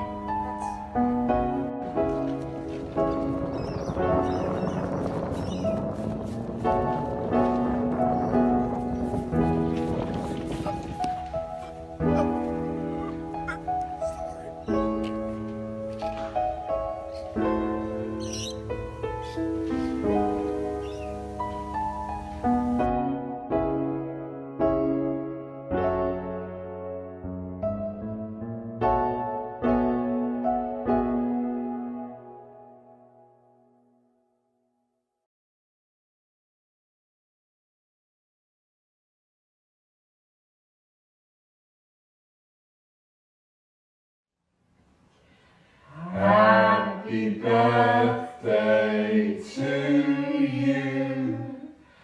Happy birthday to you. Happy birthday, happy birthday, happy birthday to you. Give it. Hooray! Give it. Hooray! Give it. Hooray!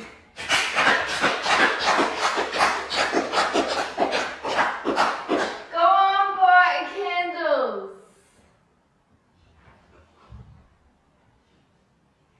Don't touch the bottom.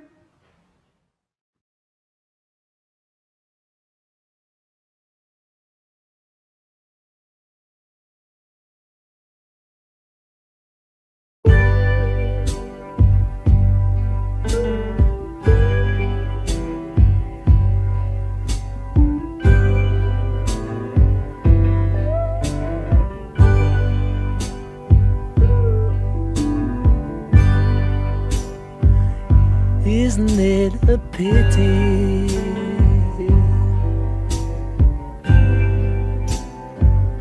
Isn't it a shame how we break each other's hearts and cause each other pain?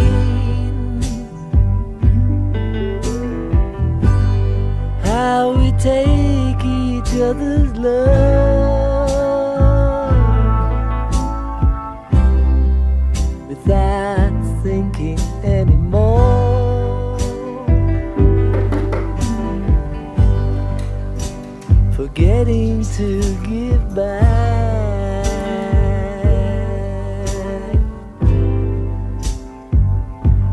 Isn't it a pity?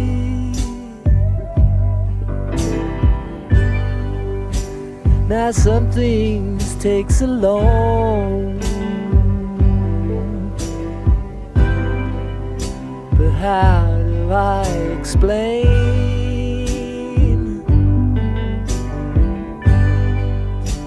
when not too many people can see we're all the same?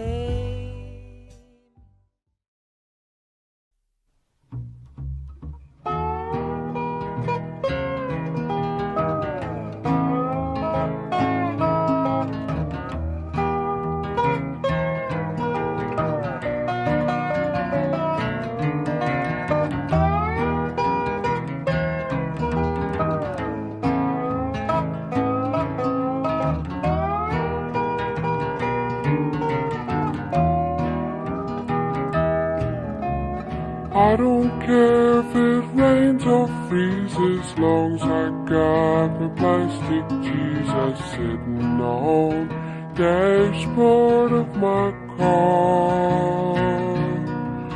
Going 90, it ain't scary, 'cause I got the Virgin Mary sitting on dashboard of my car. I'm in the backseat sinning, Jesus up there grinning, sitting on dashboard of my car. Green, white, pink or yellow, I don't care, 'cause he's my fella, sitting on dashboard of my car.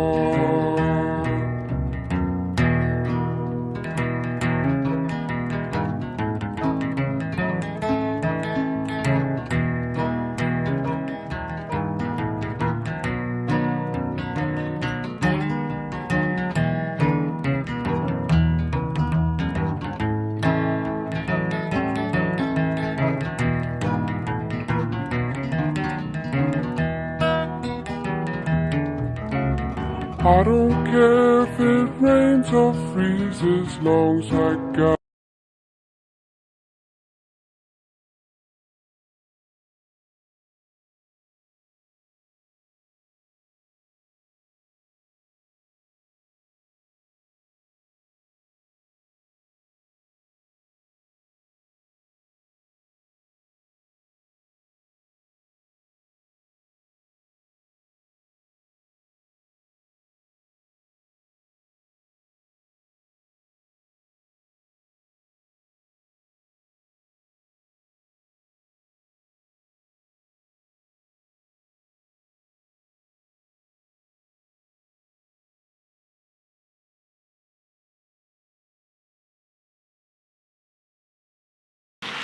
significant thing.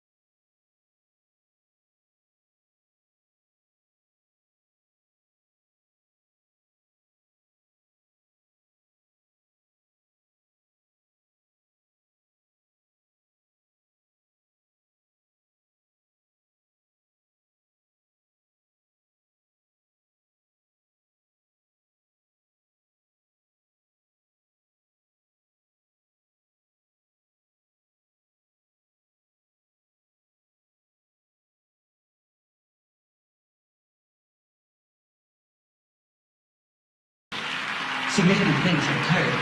We were not injured too much by this, or perhaps we don't know. Now,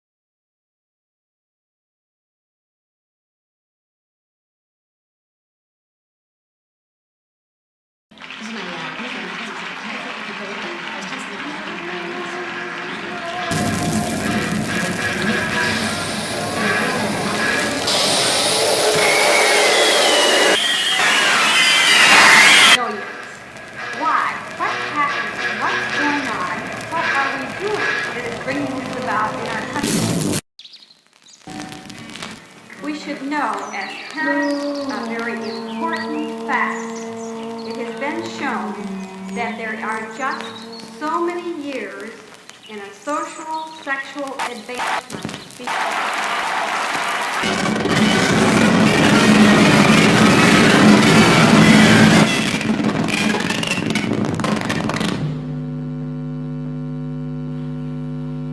Ladies and gentlemen,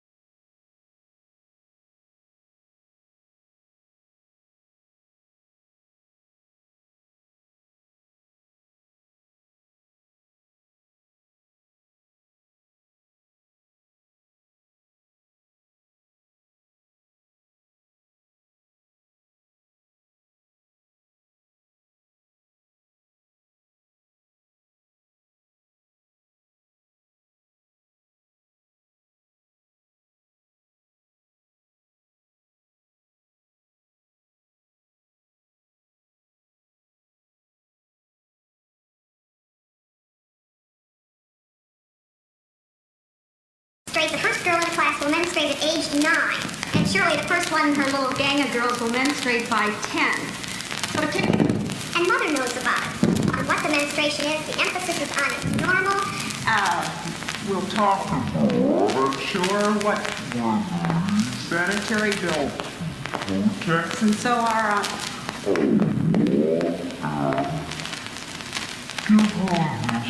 feeling of a personal bond of woman to woman. Talk. Now, when you've told her what you want her to know, You might give her a little booklet to read, such as World of a Girl or It's Great to Be Growing Up. these books are not in place of what you tell her. They are in addition to what you tell her. Yeah. This is rather unfortunate. After all, the first girl in the class will menstruate at age 9, and surely the first one in her little gang of girls will menstruate by 10. So and Mother knows about it. On what the menstruation is, the emphasis is on its normal. We'll talk about sure what sanitary bill protects. And so our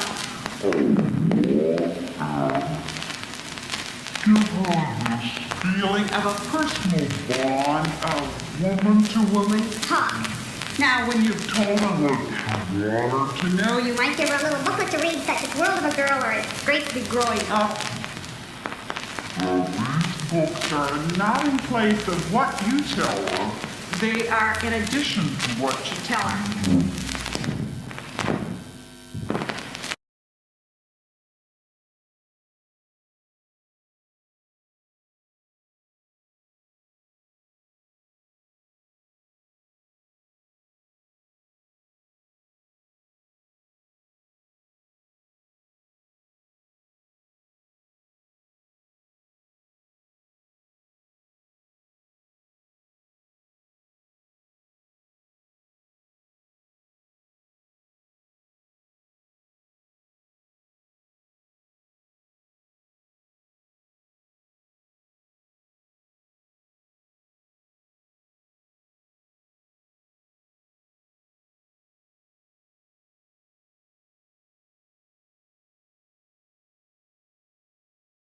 The first girl in the class will menstruate at age 9, and surely the first one in her little gang of girls will menstruate by 10.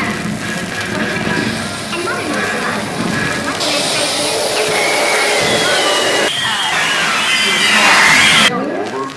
What? What happened? What's going on? What are we doing? This is so hard out in our country. We should know that it's been shown that there are so many years. You might give her a little booklet to read that the world of a girl.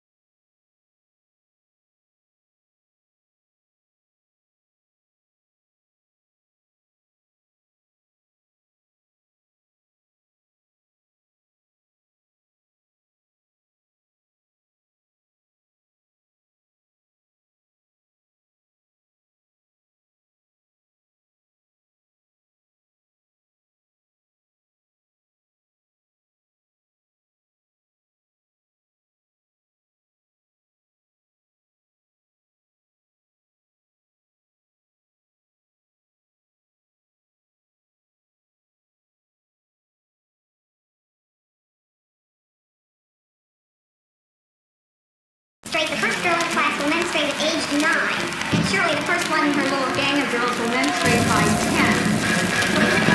And mother knows about it. What menstruation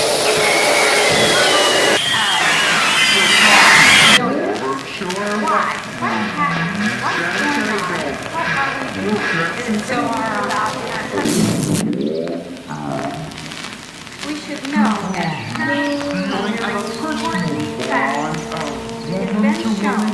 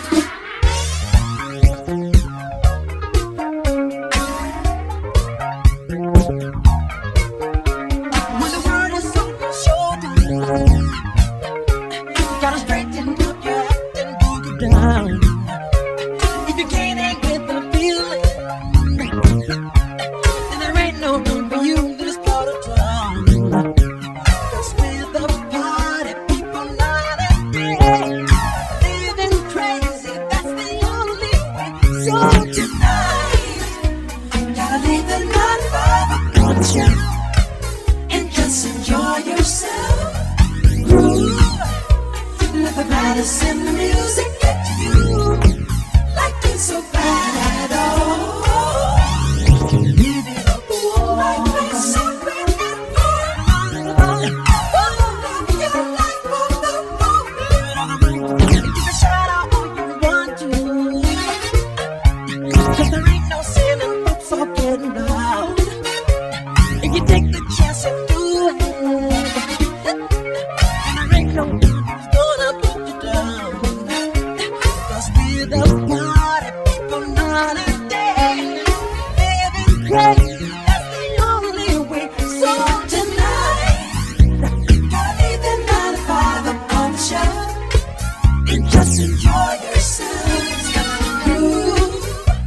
Let the madness and the music get to you.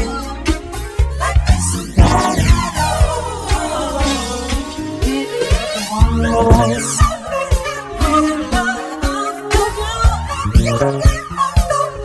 Live it off the ground.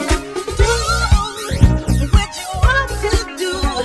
There ain't no rules here. No rules inside.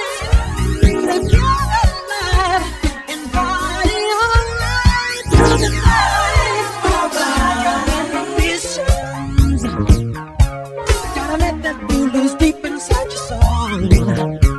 Wanna see an exhibition. Better do it now before you get too old.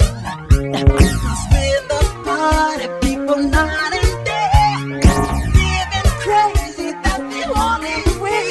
So tonight, gotta leave the night by the bunch and just enjoy yourself.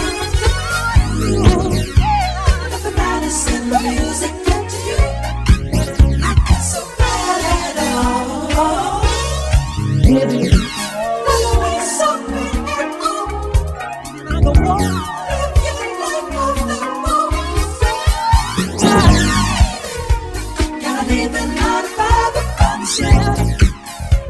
Enjoy yourself. Let the madness and the music get to you. I get so bad at all. Living on tonight. Gotta leave the night by the sunshine. And just enjoy yourself. Let the madness and the music get to you. I get so bad at all.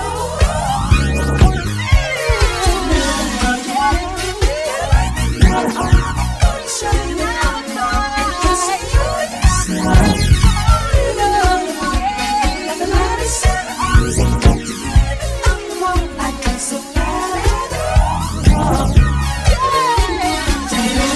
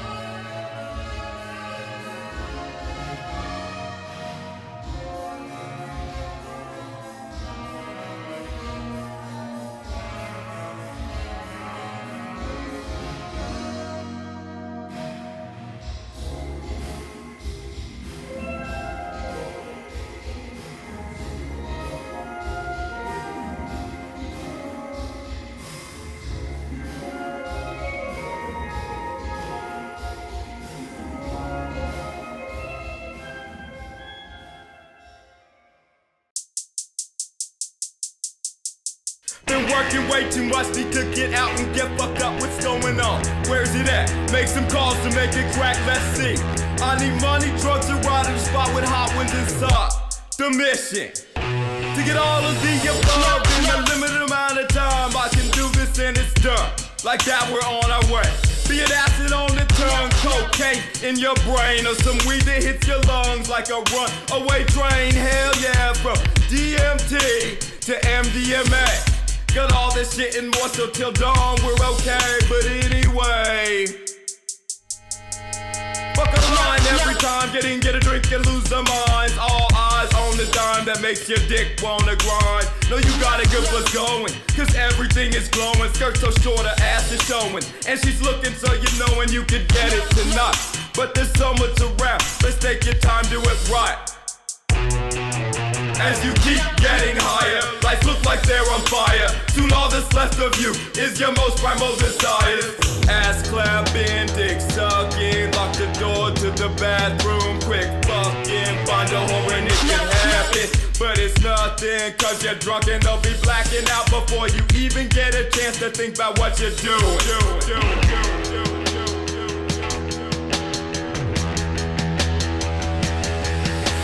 I want it, I need it to make me delete it. Shake it, can't take it, must break it off there when I say bitch. I want it, I need it to make me delete it. Shake it, can't take it, must break it off there when I say bitch. Yes! I want it, I need it to make me delete it. Shake it, can't take it, must break it off there when I say bitch, bitch. I want it, I need it to make me delete it. Take it, can't take it, must break it off there when I say bitch. Getting looser and looser and looser and losing yourself in the groove that has the whole party moving. You're cruising, you don't know what you're doing and you don't give up, cause you're so liquored up your throat. Eat up and keep on riding cause your timing is on. And that fine when it's on you, it's time to get gone. You fall up in it to yawn till it's finished, come on. Get more twisted and bombed to death, or till it breaks. Start to ponder and wreck. Me, I'm all about the fakes, but it takes all kinds, so pay no mind to the text. Wanna hear that song? You know what's wrong with the bass that makes the asses gyrate. Forget to hydrate till they're so fucked up they take off all of their clothes and whip. It on me like my body's made to fit between their lips. You got the ones on the grill or between their hips. But either way, I must say, I really don't give a shit. Long as it's somewhere, and they promise not to dare. We could do this like an orgy in the bowels of air. Whatever, Lucy's hella horny and the pussies don't smell.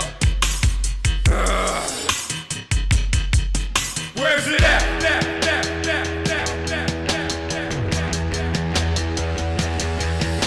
I want it, I need it to make me delete it. Shake it, can't take it, must break it off there when I say bitch. Bitch! I want it, I need it to make me delete it. Shake it, can't take it, must break it off there when I say bitch. Bitch! Bitch! I want it, I need it to make me delete it. Shake it, can't take it, must break it off there when I say bitch. Bitch! I want it, I need it to make me delete it. Shake it, can't take it, must break it off there when I say bitch. Responsibility's cool, but there's more things in life, like getting your dick rode off fucking night. I'm the kind of girl that knows how to keep her shit tight. Legs in the air looking like they feel nice. Volcano pussy melt your Peter like ice. And the drugs got you going back for more cause you like. I just can't get enough, but that complex, well alright. It's time to find one and take one. Right now, it's time to find one and make one say, I'm damn, think I just found one about to break one off. Meanwhile, hallucinating crazy, getting lost for miles. May have gotten too fucked up cause I forgot how to smile. Gonna have to do this shit Jim Morrison style. Will it work? Probably not, but it's worth a try. First time when I see with sex in her eyes. Will be the hot one I need to take home with me tonight. Wish me luck, give me death, and I'll talk to you later. And when I do, let's tell my story isn't all about haters. Where's it at? Cause I want it like man. Got the drugs but need a hot one that'll make me go damn. What's the most banging guts that I ever have smashed? If you got it, push it up on me, cause I'm feeling that ass. Know what I mean? Where's it at?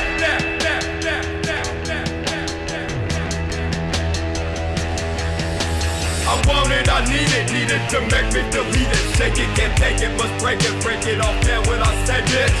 Bitch! Bitch! I want it, I need it to make me delete it. Shake it, can't take it, must break it off there when I say bitch. Bitch! Bitch! I want it, I need it to make me delete it. Shake it, can't take it, must break it off there when I say bitch. Bitch! Bitch! Bitch! Bitch! I want it, I need it to make me delete it. Shake it, can't take it, must break it off there when I say bitch. Bitch! I want it, I need it to make me delete it. Shake it, can't take it, must break it off there when I say bitch. Get it. Get it.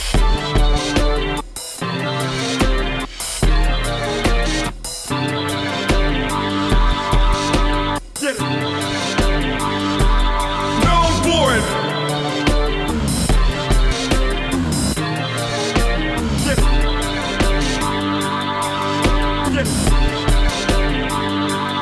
Known for it. Been through it. Done everything I can to it. Wrote to it till I broke through it. Never was attached to it. Took all I had in a flash. Knew it was about to crash, so I masked through it. Known for it. Had to do it. Acted to it. I paid the price to roll with it. Waste your life and you won't get it. Play it out with nowhere to go. Bet it. Makes you feel like a hoe, don't it? Don't it? Known for it. I paid the price to roll with it. Waste your life and you won't get it. Play it out with nowhere to go. Bet it. Makes you feel like a hoe, don't it? Don't it? Known for it. Let it eat shit and die as I creep lit off the deep hits with a sick mind on the secrets. I rely upon the freakness.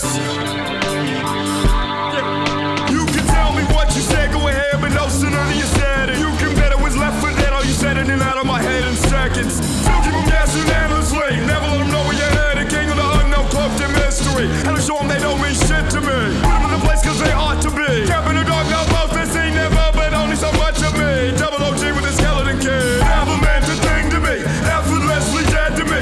Check the sign, no vacancy. Extremely selective memory. Known for it. Gotta stay deep in the zone. Lord, don't take everything at your own floor. Get it, get it. I paid the price to roll with it. Waste your life and you won't get it. Play it out with nowhere to go. Bet it. Makes you feel like a hoe, don't it? Don't it? Known for it. I paid the price to roll with it. Waste your life and you won't get it. Play it out with nowhere to go. Bet it. Makes you feel like a hoe, don't it? Don't it? Known for it. Known for it since way back all about it. Never been without it. Had to ride it inside out of the clouded. But our enemies surrounded. Lost them, make you feel lost, don't doubt it. You might just need it. Already did that, can't ever go back. Yeah, fuck that. Get your bows out. Rain on the gasoline back in blue. 12 gauge blasted out, abused. Left it for the next to detect over there. Running, get having no questions there. Wrap that shit on the side of the road in the ditch. Don't trip. If you have a let him know so I can flip a bitch and kill it. Half of the years when it makes you feel like you can't ever chill no more. Fuck it. Every time I get it to one, round my finger and we claw. Behave or be slayed, cause I will be damned if mine never the case. Forever no tech, go check the blind. Get it. Game recognized, game is tied. Bow down or get banged for life, cause I am known for it. I paid the price to roll with it. Waste your life and you won't get it. Play it out with nowhere to go. Bet it. Makes you feel like a hoe, don't it? Don't it? Known for it. I paid the price to roll with it. Waste your life and you won't get it. Play it out with nowhere to go. Bet it. Makes you feel like a hoe, don't it? Don't it? Get it. Known for it. Let it eat shit and die as I creep lit off the deep hits with a sick mind on the secrets. I rely upon the freakness. Known for it. Pay the price to roll with it. Waste your life and you won't get it. Play it out with nowhere to go. Bet it. Makes you feel like a hoe, don't it?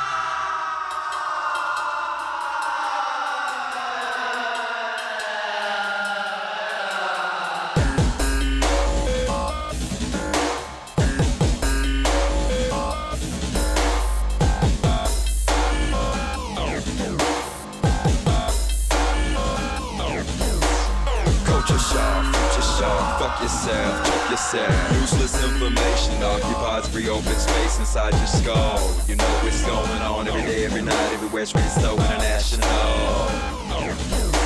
Upside down cross in a jumbotron. Wait up, hold on. Blowing anthrax off my palm. Say what? You're wrong. Switch stands, face plant, napalm fire starter, flatlander, plug puller, those dive turbulence charter. You speak in abbreviations because real life conversation moves too slow.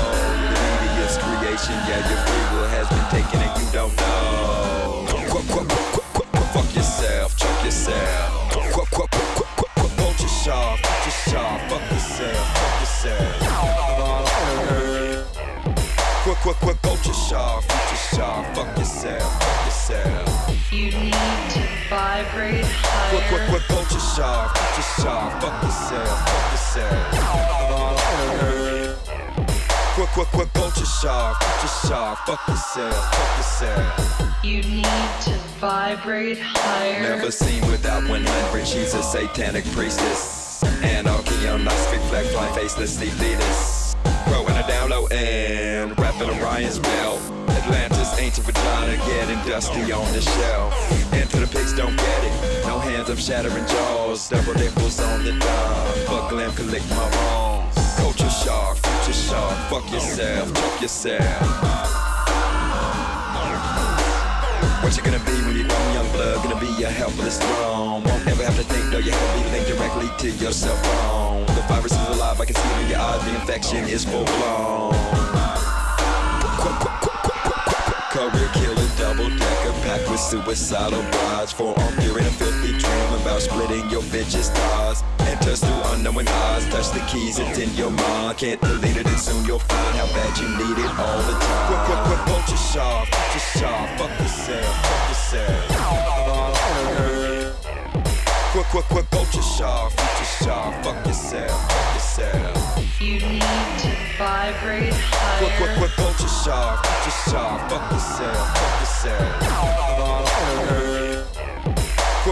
Culture sharp, future sharp, fuck yourself, fuck yourself. You need to vibrate higher. Shiva slashing through your flat screen, there's nowhere for you to hide. Strangled by anaconda, thumb to the soundtrack of world genocide. My dogs turn ox and silver spoons, vampire on the rise. Bucket shop with a cup of brains, platoon in his own and on the grind. Dead matter disposing from the mountains without peaks. Catch and release, time release, force capsules, swallowed away the savage beast.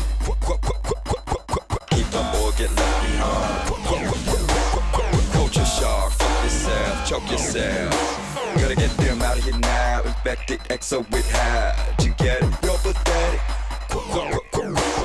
Quarantine the virus, go on block. Culture shark, future shark, fuck yourself, choke yourself. Culture shark, future shark, fuck yourself, choke yourself. You need to vibrate higher. Culture shark, future shark, fuck yourself, fuck yourself. Culture shark, future shark, fuck yourself, fuck yourself. You need to vibrate higher so you can capture the opening of the portal that connects this Earth of 3D to one Earth of 4D or 5D. Going to the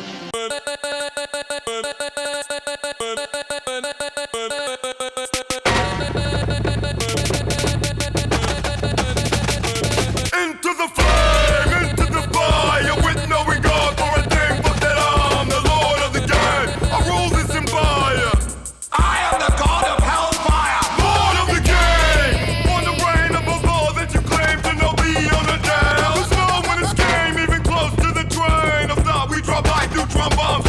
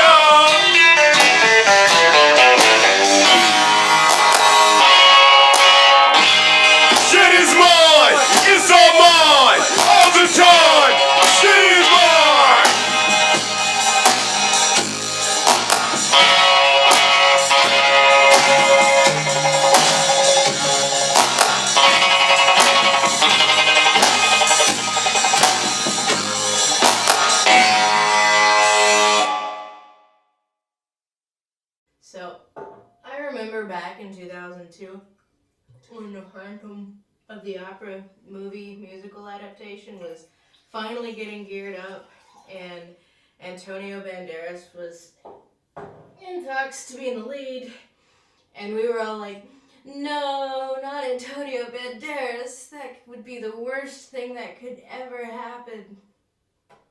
What fools we were.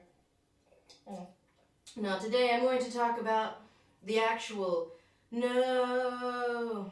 And yes, it really is that simple, that there is one single actual no, and his name is not Antonio Banderas. Andrew, pluck me out of the chorus.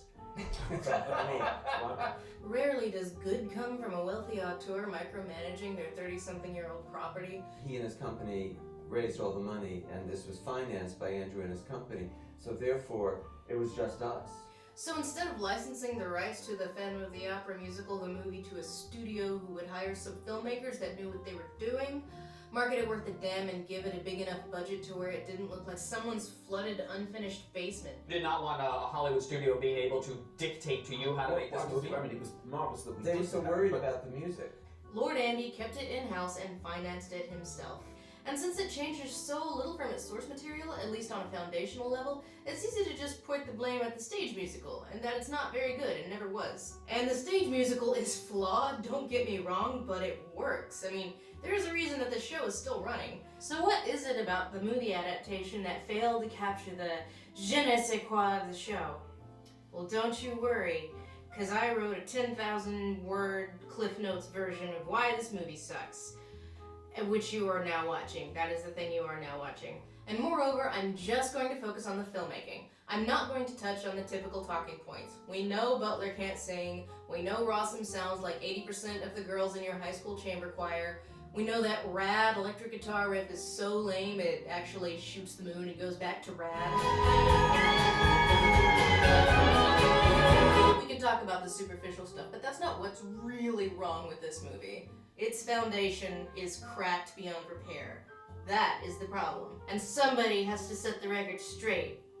And that someone is gonna be me. It's not something necessarily to be proud of, by the way. Stage musicals have a long, proud history, much longer than film anything. From the 17th century and the rise of the popularity of the opera, all the way back to ancient Greece, with the archetypal Greek choir speak/singing along with the players, theater is thousands of years old and has a different language to the relatively young and fluid film language. There is a lot of overlap, yes, but there are some things that work on stage that fall fantastically flat on film if translated directly. I don't go so far, camera right. Film has a lot of tools that theater lacks by virtue of form and vice versa. The musical was designed for theater, and when film came along, well, when talkies came along, stories and concepts that were originally written for theater were kind of retrofitted to work with this new language of film. You know, stuff like editing, framing, pacing, the lack of an audience to play to, and it's no coincidence that the rise of the Broadway mega musical in the mid-20th century was more film-like in its story structure than operas had been in the 19th century. Industry boom in America! Well, in a room in America! Film trends, theater trends, these things ebb and flow, but film has trended in a more realistic direction ever since one Michael Crawford starring musical. Out there's a world outside of Yonkers. Hello Dolly pretty much single-handedly not only destroyed the big Hollywood movie musical, it fundamentally changed the types of movie being made. It was such a huge bomb that it basically killed this sort of movie, which in large part is why you saw so few movie musicals up until that little boom in the early 2000s. When you did see movie musicals in a post-Hello Dolly world, they tended to be more counterculture, like Cabaret, Little Shop of Horrors, and Rocky Horror Picture Show. I see you shiver with anticipation. Other than that, movie musicals were pretty much relegated into Disney movies and their knockoffs, and even then only for about a decade. Movie musicals are hard enough to make for a mainstream audience, even not taking ever-changing film trends and audience taste into account. But as film was trending more and more gritty and realistic, Broadway musicals were getting bawdier, and therefore a harder sell. The post-9/11 hyper-realistic style applied to movie musicals was taken to extreme by Tom Hooper in Les Mis to not-so-awesome effect. There's a real cognitive dissonance when aesthetically a movie echoes this,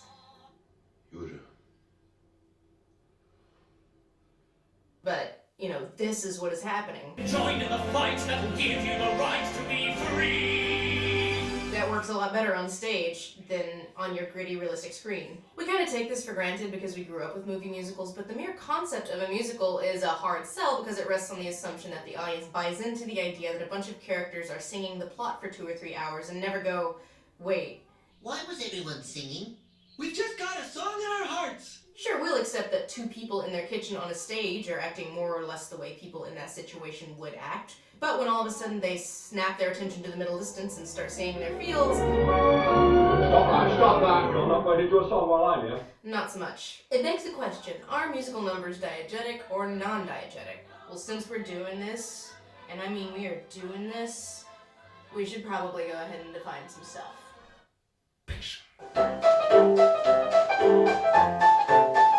You'll be a 10.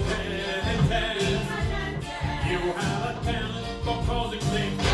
Is the singing in musicals diegetic or non-diegetic? Well, that depends on the musical, but first let's take another step back and define diegesis. Diegesis is quite simply all of the elements that exist in the universe. Calling something non-diegetic most commonly refers to the film's score.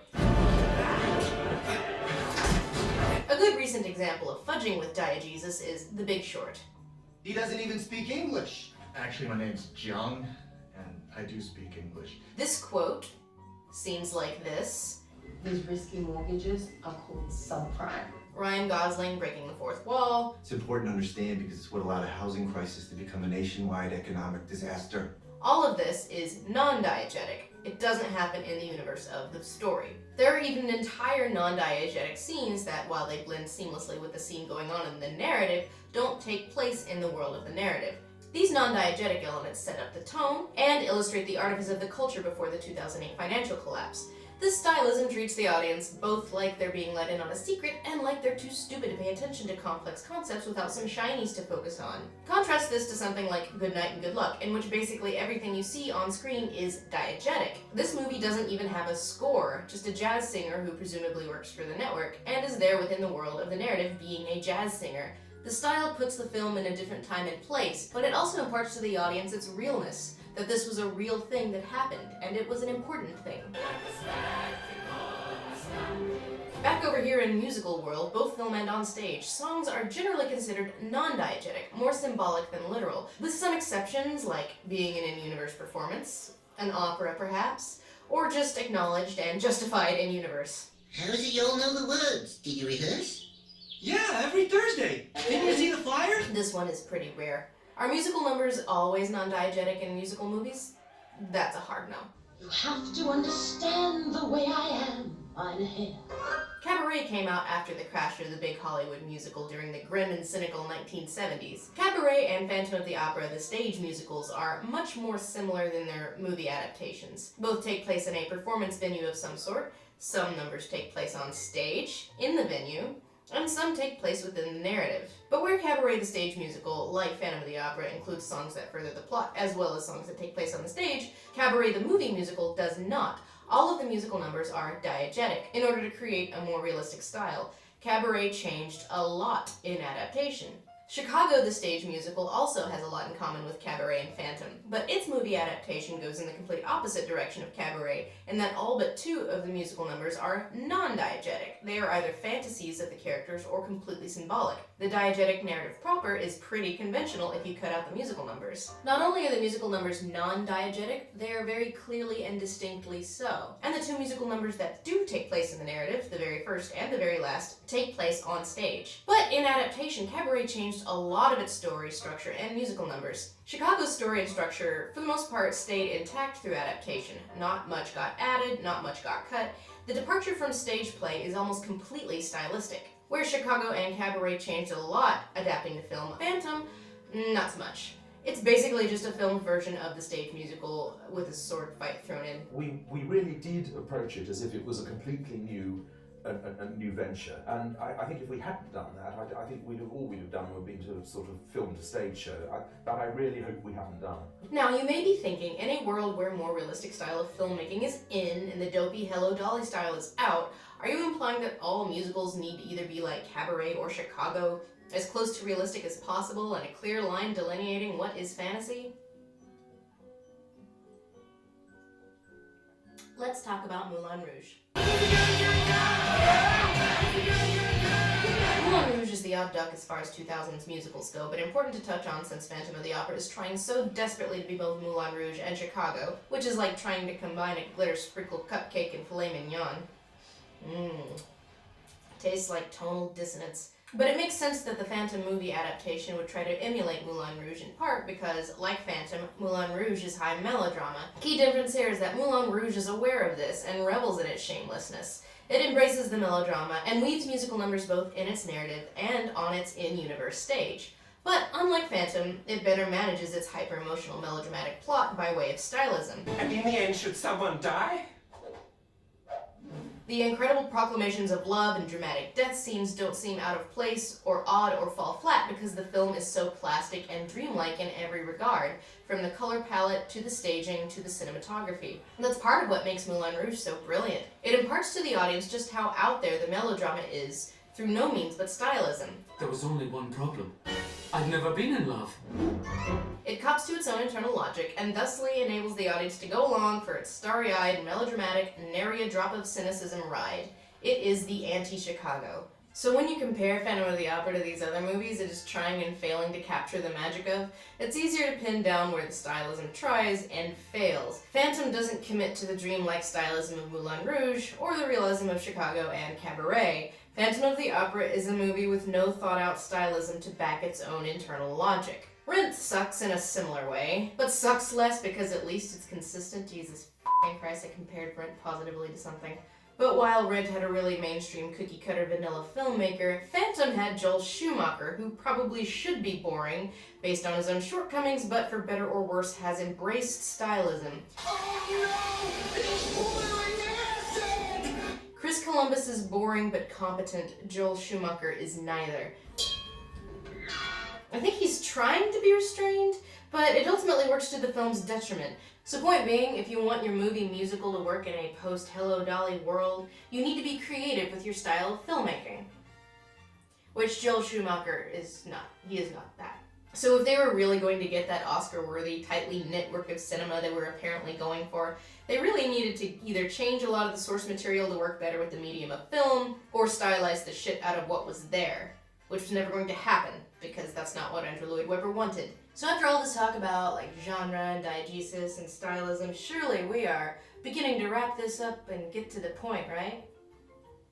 Well, no, I'm only just getting started.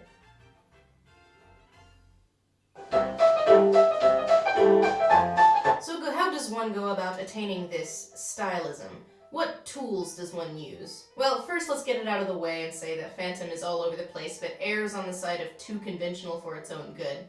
And this is saying something because Phantom 04 is toned down Schumacher and easily one of his more competent films. I think the wide derision of Batman and Robin may have humbled him and Phantom was going to be his serious comeback. So let's talk about filmmaker intent. Does it matter?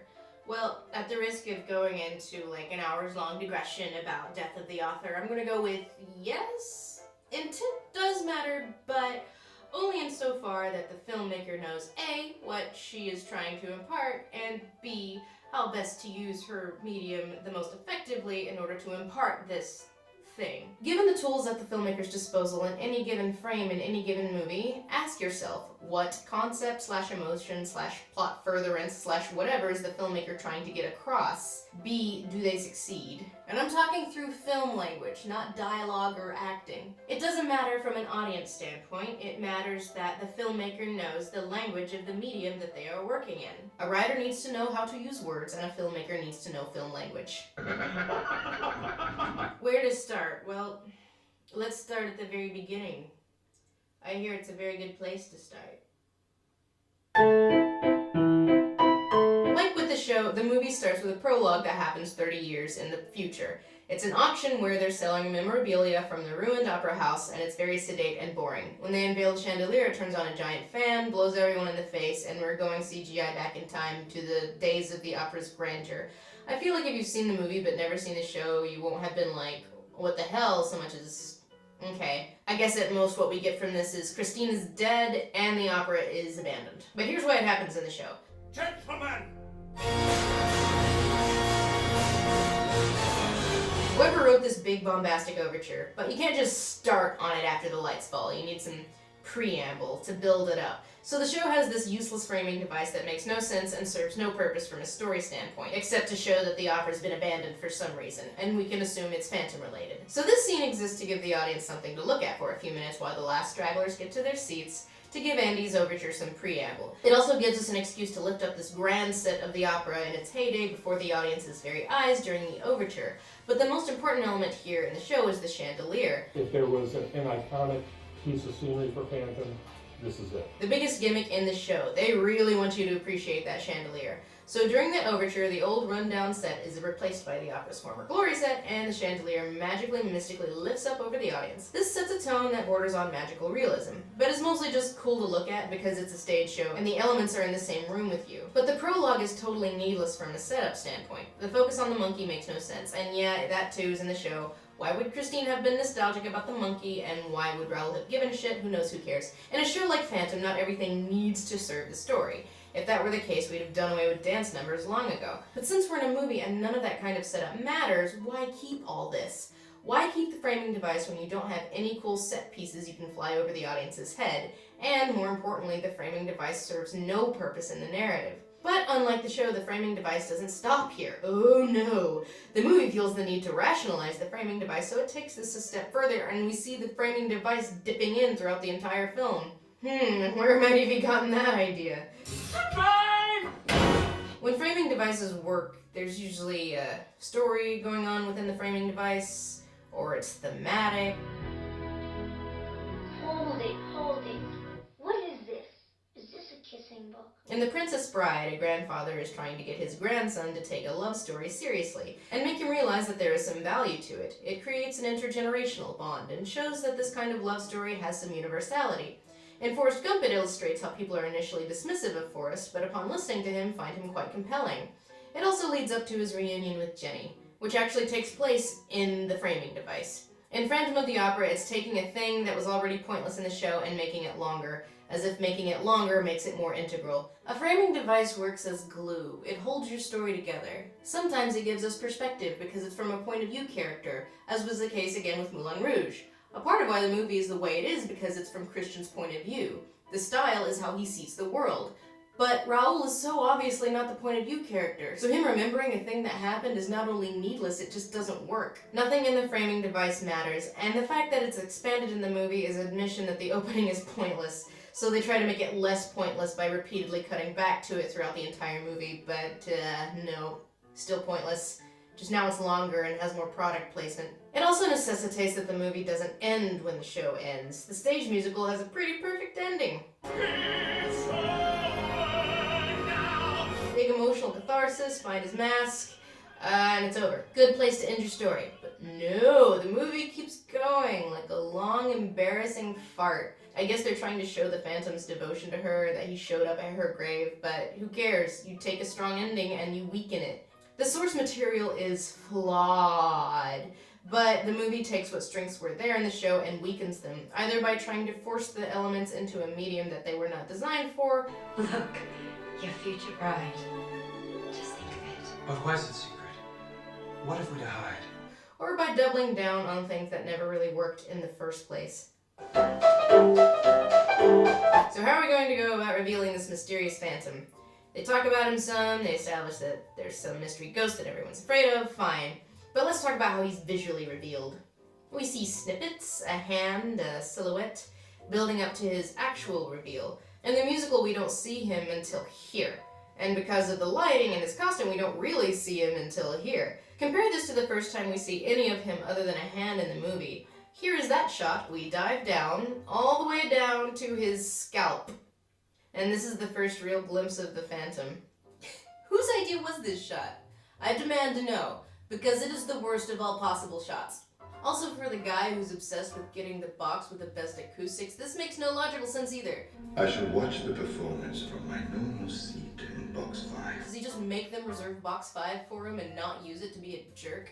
Then when he tries to lure her into his incredibly well-lit corridor filled with Jean Cocteau arms, and I'll get to the Jean Cocteau arms, we can see him completely and utterly, so there's no mystery here. But that's a minor point compared to the reveal of his actual face. First here, where we can clearly see that whatever's the problem is clearly not that bad, this is followed by an entire movie's worth of build-up. So when we get to the reveal of his face, the camera is so amazed / horrified by it that it goes all Dutch angle on the audience and, That's it. That's the great horror we've been building to. Oh, maybe that's why the camera goes all Dutch here. It's like the camera's going, look at the horror, to compensate for the horror that isn't there. See, this isn't a stage show, you have a budget, and also post-production exists. You could have done anything because it's a movie. Look at Harvey Dent. Wow, did you know you could do this in movies, Joel Schumacher? Even in 2004?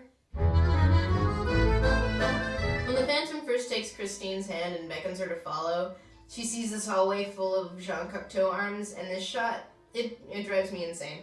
This is a reference to Jean Cocteau's Beauty and the Beast, because Schumacher wants us to know that he's seen movies too, you guys. Which I guess makes sense, because Phantom of the Opera is kind of a Beauty and the Beast story, so okay. This is what I mean by this movie being too conventional for its own good, because this is the only such frame we get, and there's nothing appreciable separating it from the diegesis. I guess this is trying to show just how hypnotizing he is, so we get weird, surreal Jean Cocteau arms, but no more weird, surreal shots for the rest of the movie. And we know the Jean Cocteau arms are imaginary because the movie goes out of its way to show us this 2 scenes later. And there's nothing wrong with homage, this wouldn't be such a problem except that more weird shit keeps happening in the movie, but it appears to be literal. That horse, is it diegetic, or is it like the Jean Cocteau arms, and also imaginary? The horse was real in the book, but we never see the horse again. The worst part's when they get to the Phantom's lair, which appears to be lit by 1,000,000 floodlights, and these candles are literally rising out of the literal lake. This does not appear to be imaginary, like the Jean Cocteau arms, because the candles remain in place for the rest of the film, cluttering the frame, getting in the way like 1,000,000 photobombing toddlers. This happens in the movie because that's how it happens in the show, candles literally rising from the floor. But when you see it in the show, do you think, oh hey, literal candles literally rising from the floor? No, you're like, oh, this is like a scene transition. I've heard about those. Nope, in the movie it appears to be literal. The Phantom is not only a genius mechanical engineer, but has a lot of spare time. So Phantom of the Opera not only cannot settle on what tone it is going for, the aesthetic proves elusive as well. It's kind of a mishmash of everything and nothing, and that can't all be Schumacher's fault. I don't get the impression that director of photography John Mathiasen is some visionary who is furthering his field. He seems to be only about as good as his director, and he doesn't seem to have worked with that many good directors. He got an Oscar nomination for this, which to me ranks up there with Extremely Loud and Incredibly Close on the Are You Kidding Me scale, and also for Gladiator, which looked a lot better than this, but again, better director. What I'm building up to is that the cinematography is not good. Turn your thoughts away from cold, unfeeling light. There sure is a lot of cold, unfeeling light in this scene called Music of the Night. I mean, I know you have 1 billion candles, but come on. The frames tend toward washed out and flat, no variation and very little depth. The classic Schumacher obsession with nipples doesn't even bother me. The lighting is just washed out and amateurish. But the worst are the sets, which at best look fake and at worst look claustrophobic, like the Phantom's way overlit lair, like they shot it while they were waiting in line for Pirates of the Caribbean. Here the frame needs to be filled utterly and completely because crowded equals good. Again, this appears cribbed from Moulin Rouge, but Baz Luhrmann's frame is not distracting with its crowdedness. In Moulin Rouge, the frame draws the eye to where the action is, and moreover, there is some diversity. Not all of the frames are so cluttered. Here, there is no focus. Everything is lit to an absurd level of brightness lest we miss 1 square inch of this amazing set. Point of No Return is even more hilarious because it looks like it's shot in a Halloween adventure.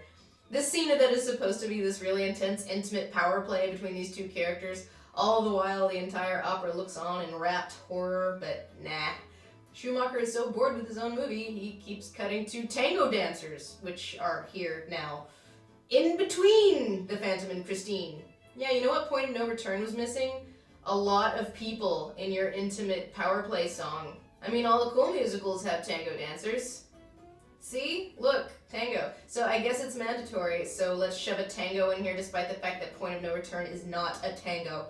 There are some decent shots in the movie, sure, but for the most part, the operative word is lazy. Like, the first draft of everything is what they went with. The laziest shot in the movie is probably this one.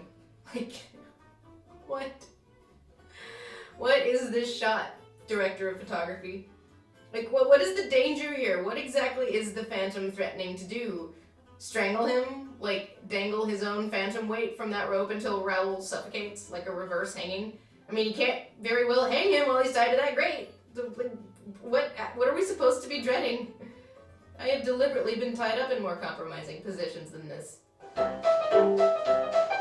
Editing and cinematography ideally should work in tandem, but in general your editing should match the energy of your scene. The masquerade scene is one of the more bewildering in terms of the edit. For instance, the music gets kind of mysterious and dangery. In the show, it's because Christine keeps thinking she sees the Phantom in the sea of masks. In the movie, it's because poor people are also having a party downstairs.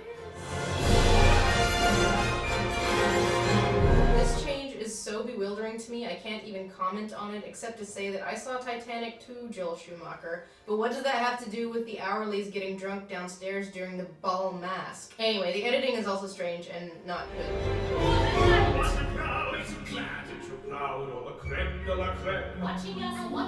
It's trying to create an energy, but there isn't any. Again, contrast. In a high-energy musical number like this, you probably want to stay off your master, but we keep cutting back to that. And also, you probably want to put your cuts on the beat to make it feel more energetic. And they tend to opt out of this as well.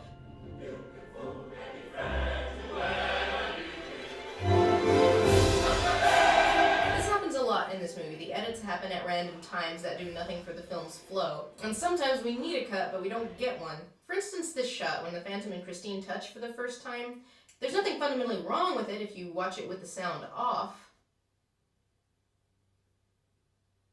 But here's what it is with the sound on. Not on a cut, not on a wide shot, but on this quiet, intimate handhold. Sure, this shot absolutely could have worked, but not contrasted with the audio bombast. So where your editing should match your energy, so it goes with your cinematography. And if you feel like I'm nitpicking, you're right. I am. In Roger Ebert's review of Battlefield Earth, he said that the director has learned from better films that directors sometimes tilt their cameras, but he has not learned why. This is in reference to the fact that the film is shot almost entirely using Dutch angles, but for no particular reason. In Phantom of the Opera, we see something similar, but instead of Dutch angles, it's a long take, and long takes, like Dutch angles, should be employed with care. During Angel of Music, there's a long shot, which is also a long take, of Christine and Meg walking down the hall, and it's like a minute long. Worse, the fact that it's long is the angle is just weird and detached and voyeuristic, and it doesn't fit the tone of the scene at all. We could do with some close-ups. Guys, even more overt is the note scene. One long take, and we're walking for the entire time. Really slowly and unnaturally. The note scene also takes place on the foyer of the opera for some reason. Not, the manager's office, where it would make sense for the managers to find and read their mail and for people to come and find them, but whatever, brightly, flatly lit foyer it is, because they built this set, and damn it has to be used in more than one scene. I'm not saying that long takes are bad, but they're hard to choreograph and easy to f*** up. High risk, high reward. Alfonso Cuarón loves him some long takes, but they're motivated. This scene in Children of Men is a brilliant use of the long take. The camera is positioned so it feels like you're in the car, capturing the chaos and making the deaths in the scene feel all the more real. It makes you feel like you're trapped in the car in real time. This, on the other hand, is a terrible use of your long take. It doesn't make sense for them to be in the foyer, and how unnaturally slow they're moving belies how tiny the set is and how unnecessarily long the take is. But my favorite bad long take in this movie is here. Christine and Raoul have just proclaimed their love for each other, and then they leave. And then we get this pondering long take of Gerard Butler being sad. Oh man, look at how sad he is. We are not going to cut this scene with anything, are we? Give it some much needed flow, or, I don't know, a more effective frame. No. Okay.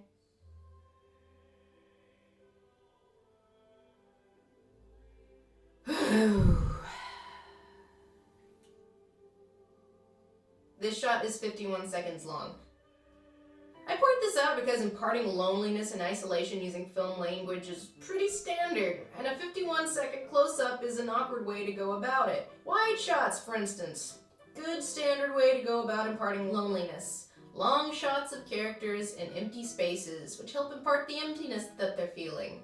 And wouldn't it have been easy to get a wide shot of him alone on the empty snow on that roof? Yeah, maybe the set was too tiny. But despite how enamored they are of long takes, sometimes they skip out on when a long take might have actually benefited the scene. For instance here, when it would have served as a good transition. Raul and Christine split, and this is where we pan up. We'd pan up and show him look at— nope, it's a cut. When in doubt, this movie relies on medium close-ups and close-ups of the actors' faces, despite the fact that there are many, often more effective ways to get across your intended emotion. But the long take, Moulin Rouge didn't use them and Children of Men wasn't out yet, so I'm stumped.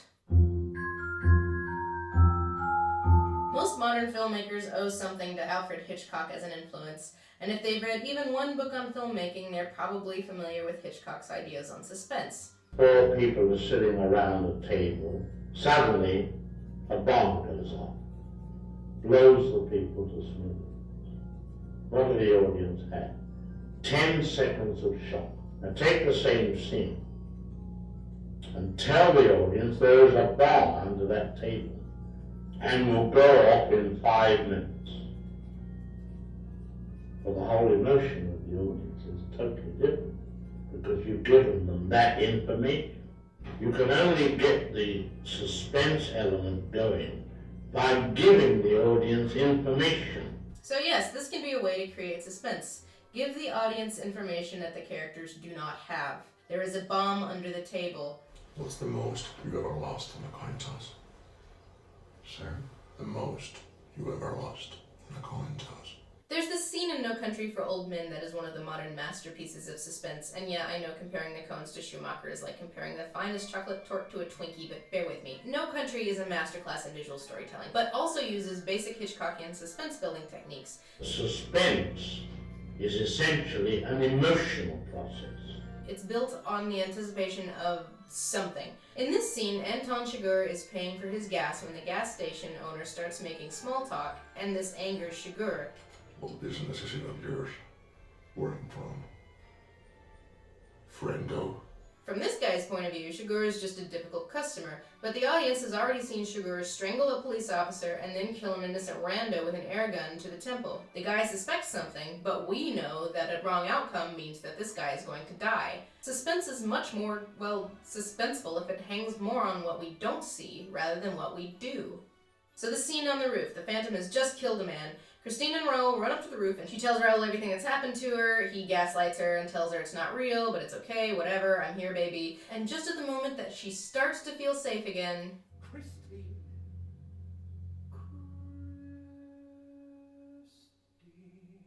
What was that? And that's all we need. Was it in her head? Was he really there? We don't know. So there's this underlying threat in the scene. Is he or isn't he there? In the stage show, we, like Christine, get to a point where we almost forgot that the threat might even be there because young love. And we don't even see him until after they leave. And while it might seem blindingly obvious that yes, of course he was there, when you see this live, there are always gasps when he pops up over Apollo's lyre, which the movie does not bother including. Instead, there's a horse. Anyway, so when does this movie reveal its cards? When do we find out that the Phantom is there eavesdropping? Constantly. In Schumacher world, in order to maintain suspense, we need to keep panning to the bomb, cutting to the bomb. More shots of the danger element equals more suspense. In fact, we even see the Phantom when he says Christine, lest the audience be confused about who that third mysterious male voice could be. And I must assume that suspense is what Schumacher was going for, because why else keep cutting to the Phantom during the big romantic musical number? Like, yes, there is that underlying threat, but there's no suspense because we know exactly where he is at all times. And he's like 2 feet away, and there's not even anything separating them visually. He's separated visually in the show. He is both apart from them, isolated, but also above them, dominating. But this would have been an effective use of the space, and we can't have that. Also, I'm pretty sure this set is like 5 square feet, so... Or perhaps you say he was not going for suspense, but that we are supposed to feel sad for the Phantom. Well, you can't have it both ways. You can't have this big epic swell of a romantic ballad intercut with Butler's quivering lip. Trying to intercut the big romantic ballad with any diametrically opposed emotion, be it suspense or sad for Phantom, it just doesn't work.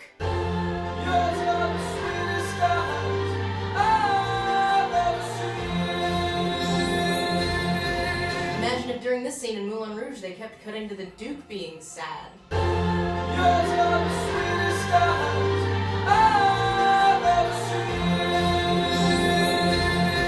This is just one of so many instances in this movie where the technical choices just completely undermine whatever emotion they're going for. Let's go back a scene to Il Muto.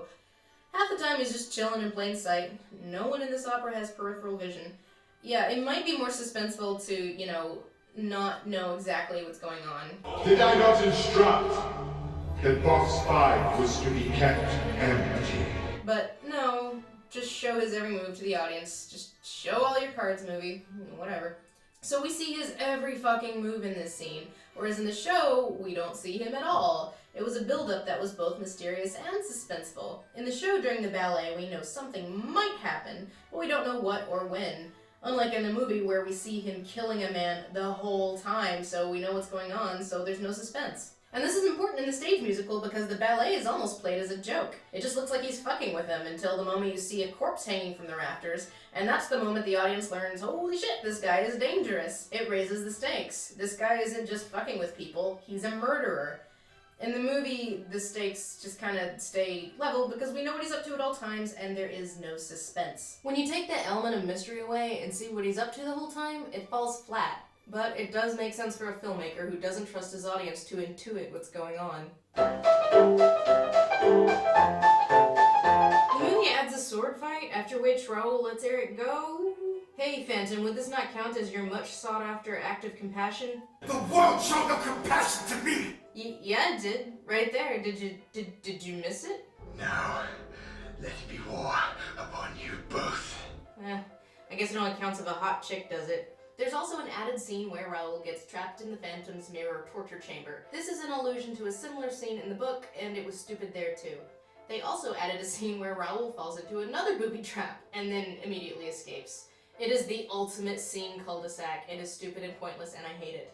The movie also adds this subtext about, like, the poorer class who work in the opera. It ties in with nothing and goes nowhere. Mostly it's just an excuse to shit on poor Carlotta.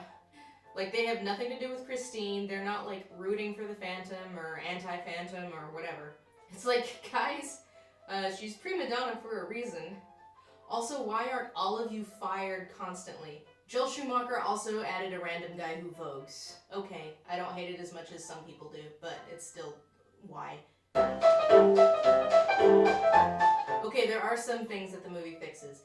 In the show, Christine refuses to play the lead in the Phantom's Don Juan, followed immediately by Raoul promising the disaster will be yours. The disaster will be yours! We then see her in the very next scene rehearsing, implying that I guess she changed her mind off screen somewhere. The movie cuts this whole thing entirely, which is good.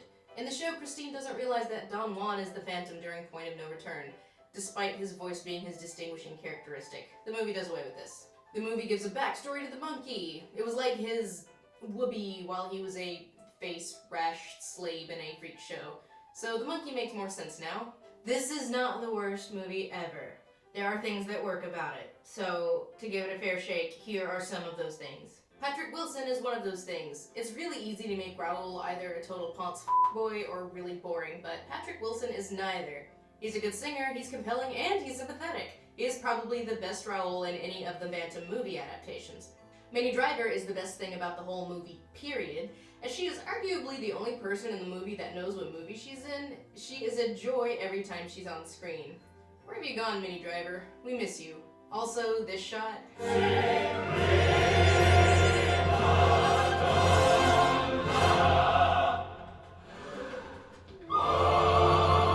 a joke that works. Also, an actual good shot.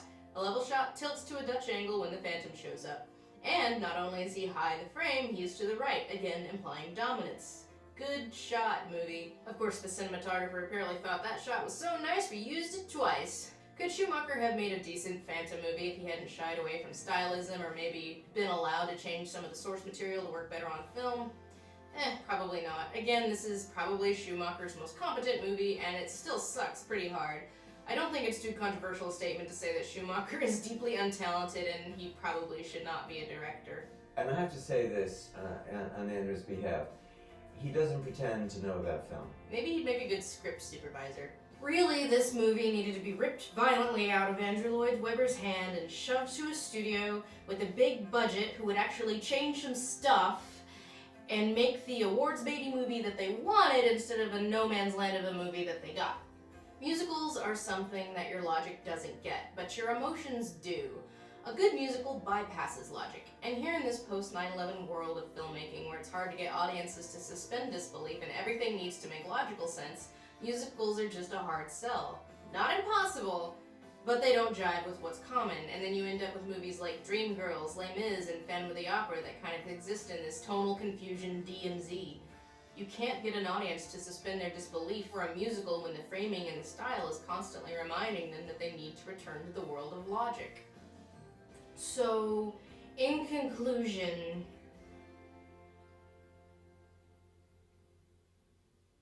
I forgot what we were talking about.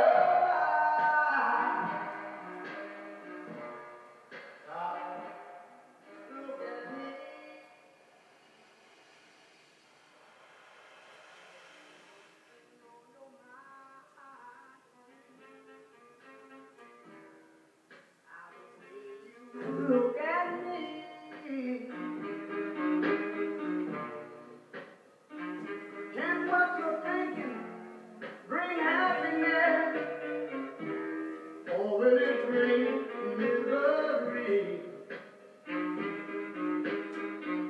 No, no, please don't come tell me. I think I understand.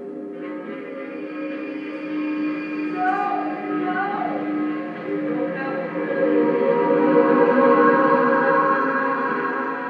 I think I understand.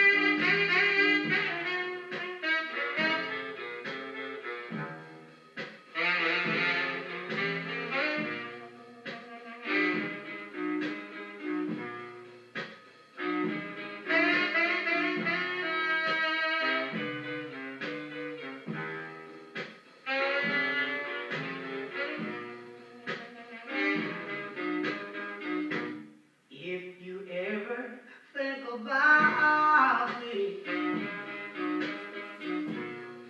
If I ever cross your mind, girl, if you ever think about me, pretty baby,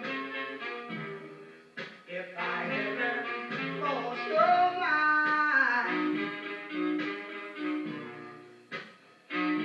well, you know I'm yours.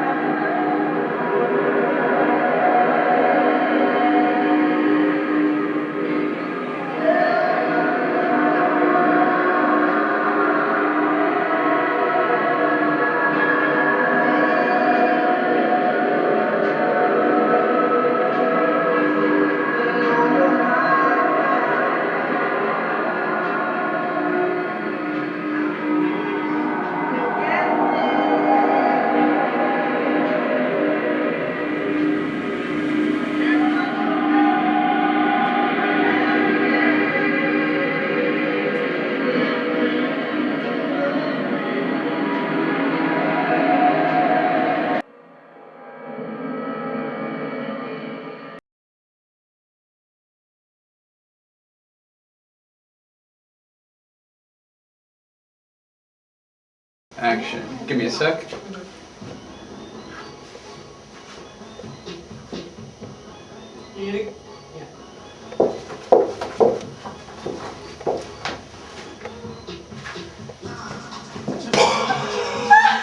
I don't know if you got that. No, I just didn't have it too much. We can rub it again. Go! Go! And also, I think you're leaning too far that way. Okay. Because you're going out of the frame. Like when you blow it out.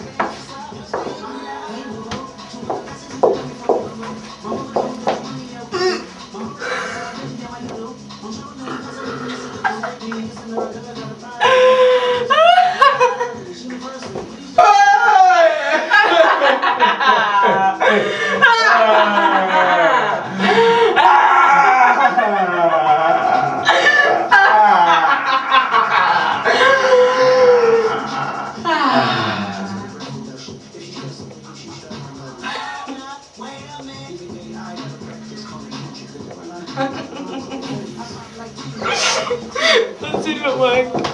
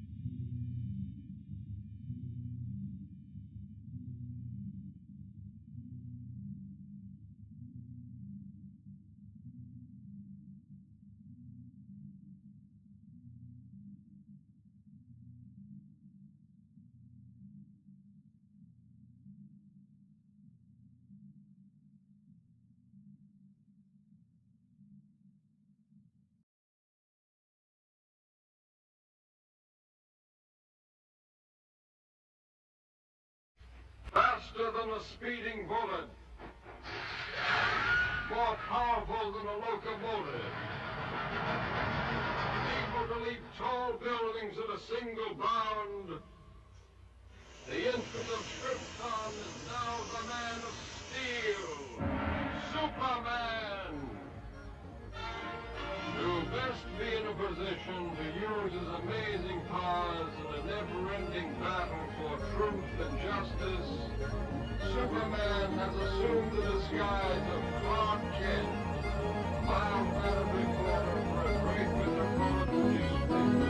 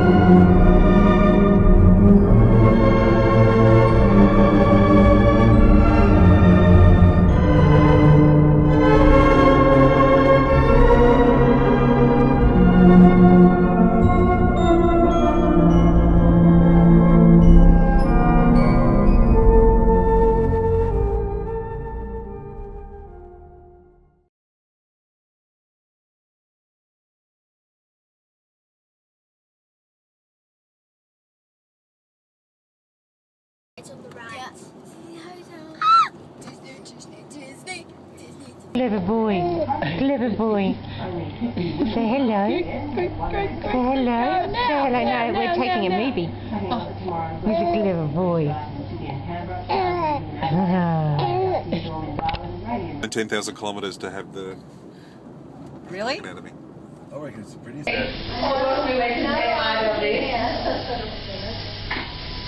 He's having a sleepy bite now.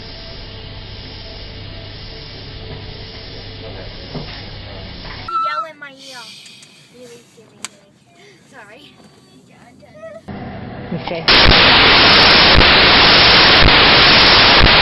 Ethan? Say hello, Disney. What's a Disney song that we could sing? So is this the biggest car park in the world?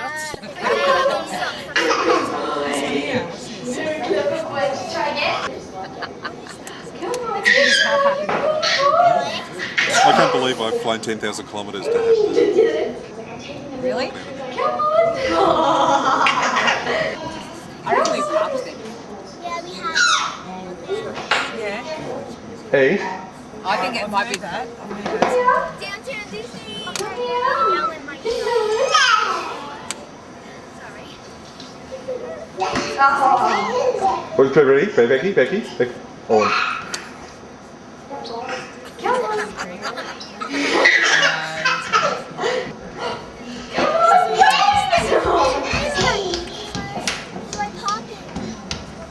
Hey. Hotel's there on there. I don't know if you can reach them. I'm going to put a photo of that on the pod because I'm going to post it. Send it. Okay, guys, please start to open the gates. Please wait until both gates are completely open before coming in. Oh no, mate, can you hold it? Give it to Mum. Oh, you did that!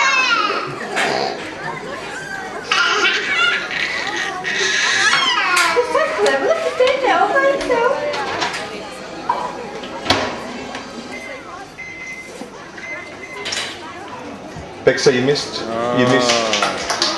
crawling, you missed TV, but you didn't miss walking. Becky's made him walk. Let everyone know on the video.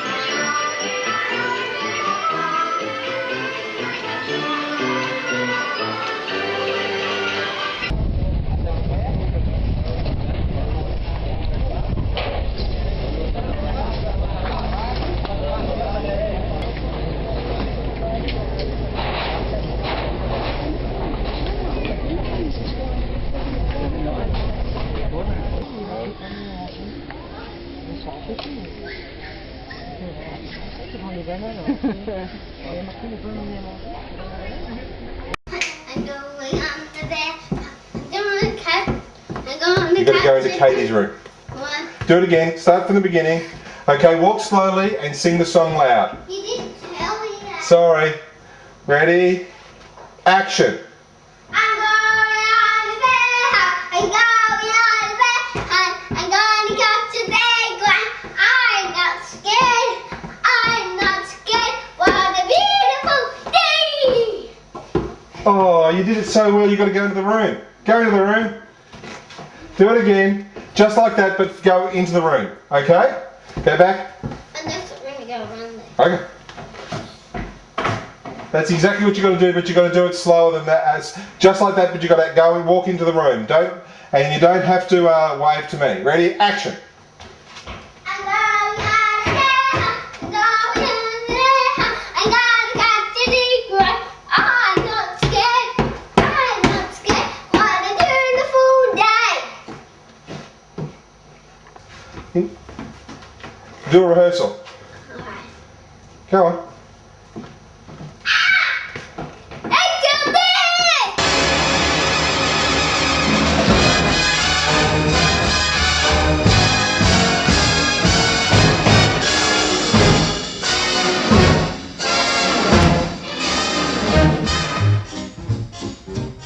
Forget your troubles, come on, get happy. You better chase all your cares away.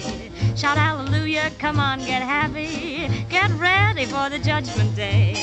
The sun is shining, come on, get happy. The Lord is waiting to take your hand. Shout hallelujah, come on, get happy.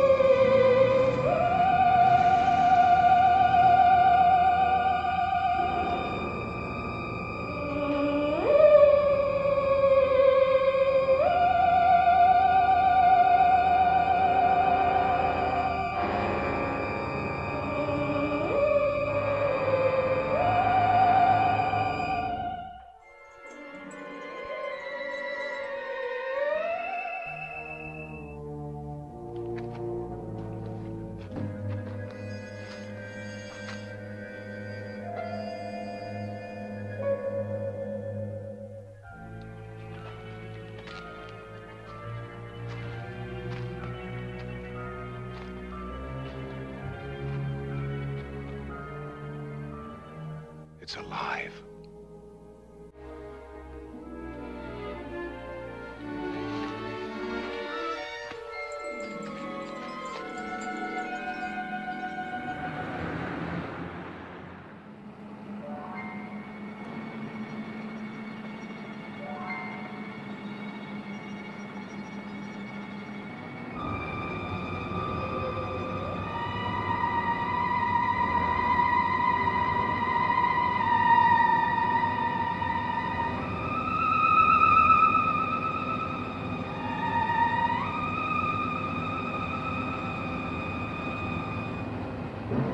Look at that! What is it?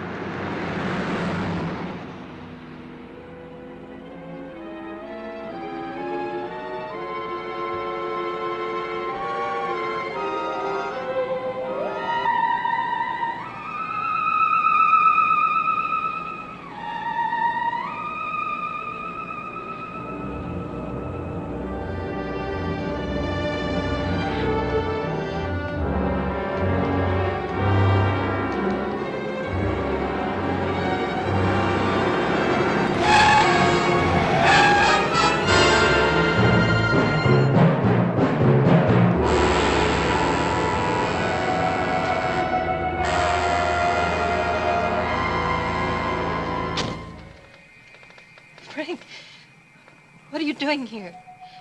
I have been waiting for you. Oh, I'll take you home. No. Take me to the mine. Oh, no. No, please.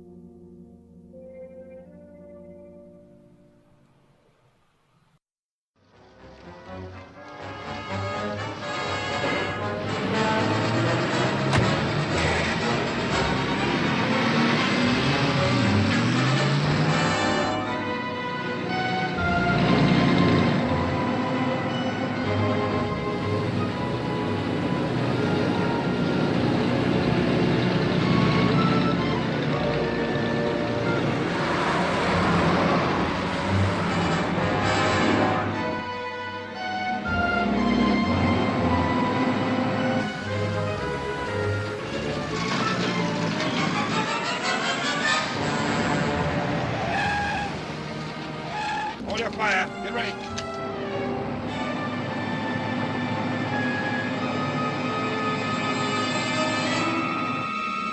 All right, let him have it.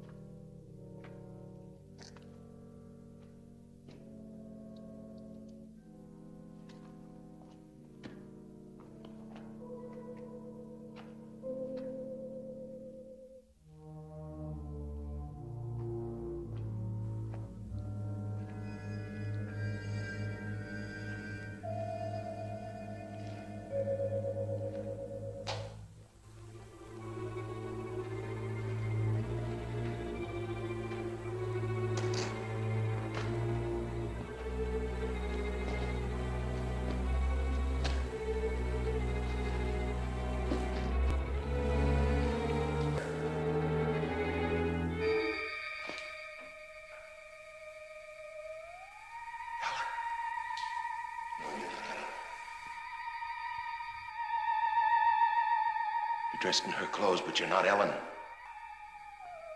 Just a few more hours.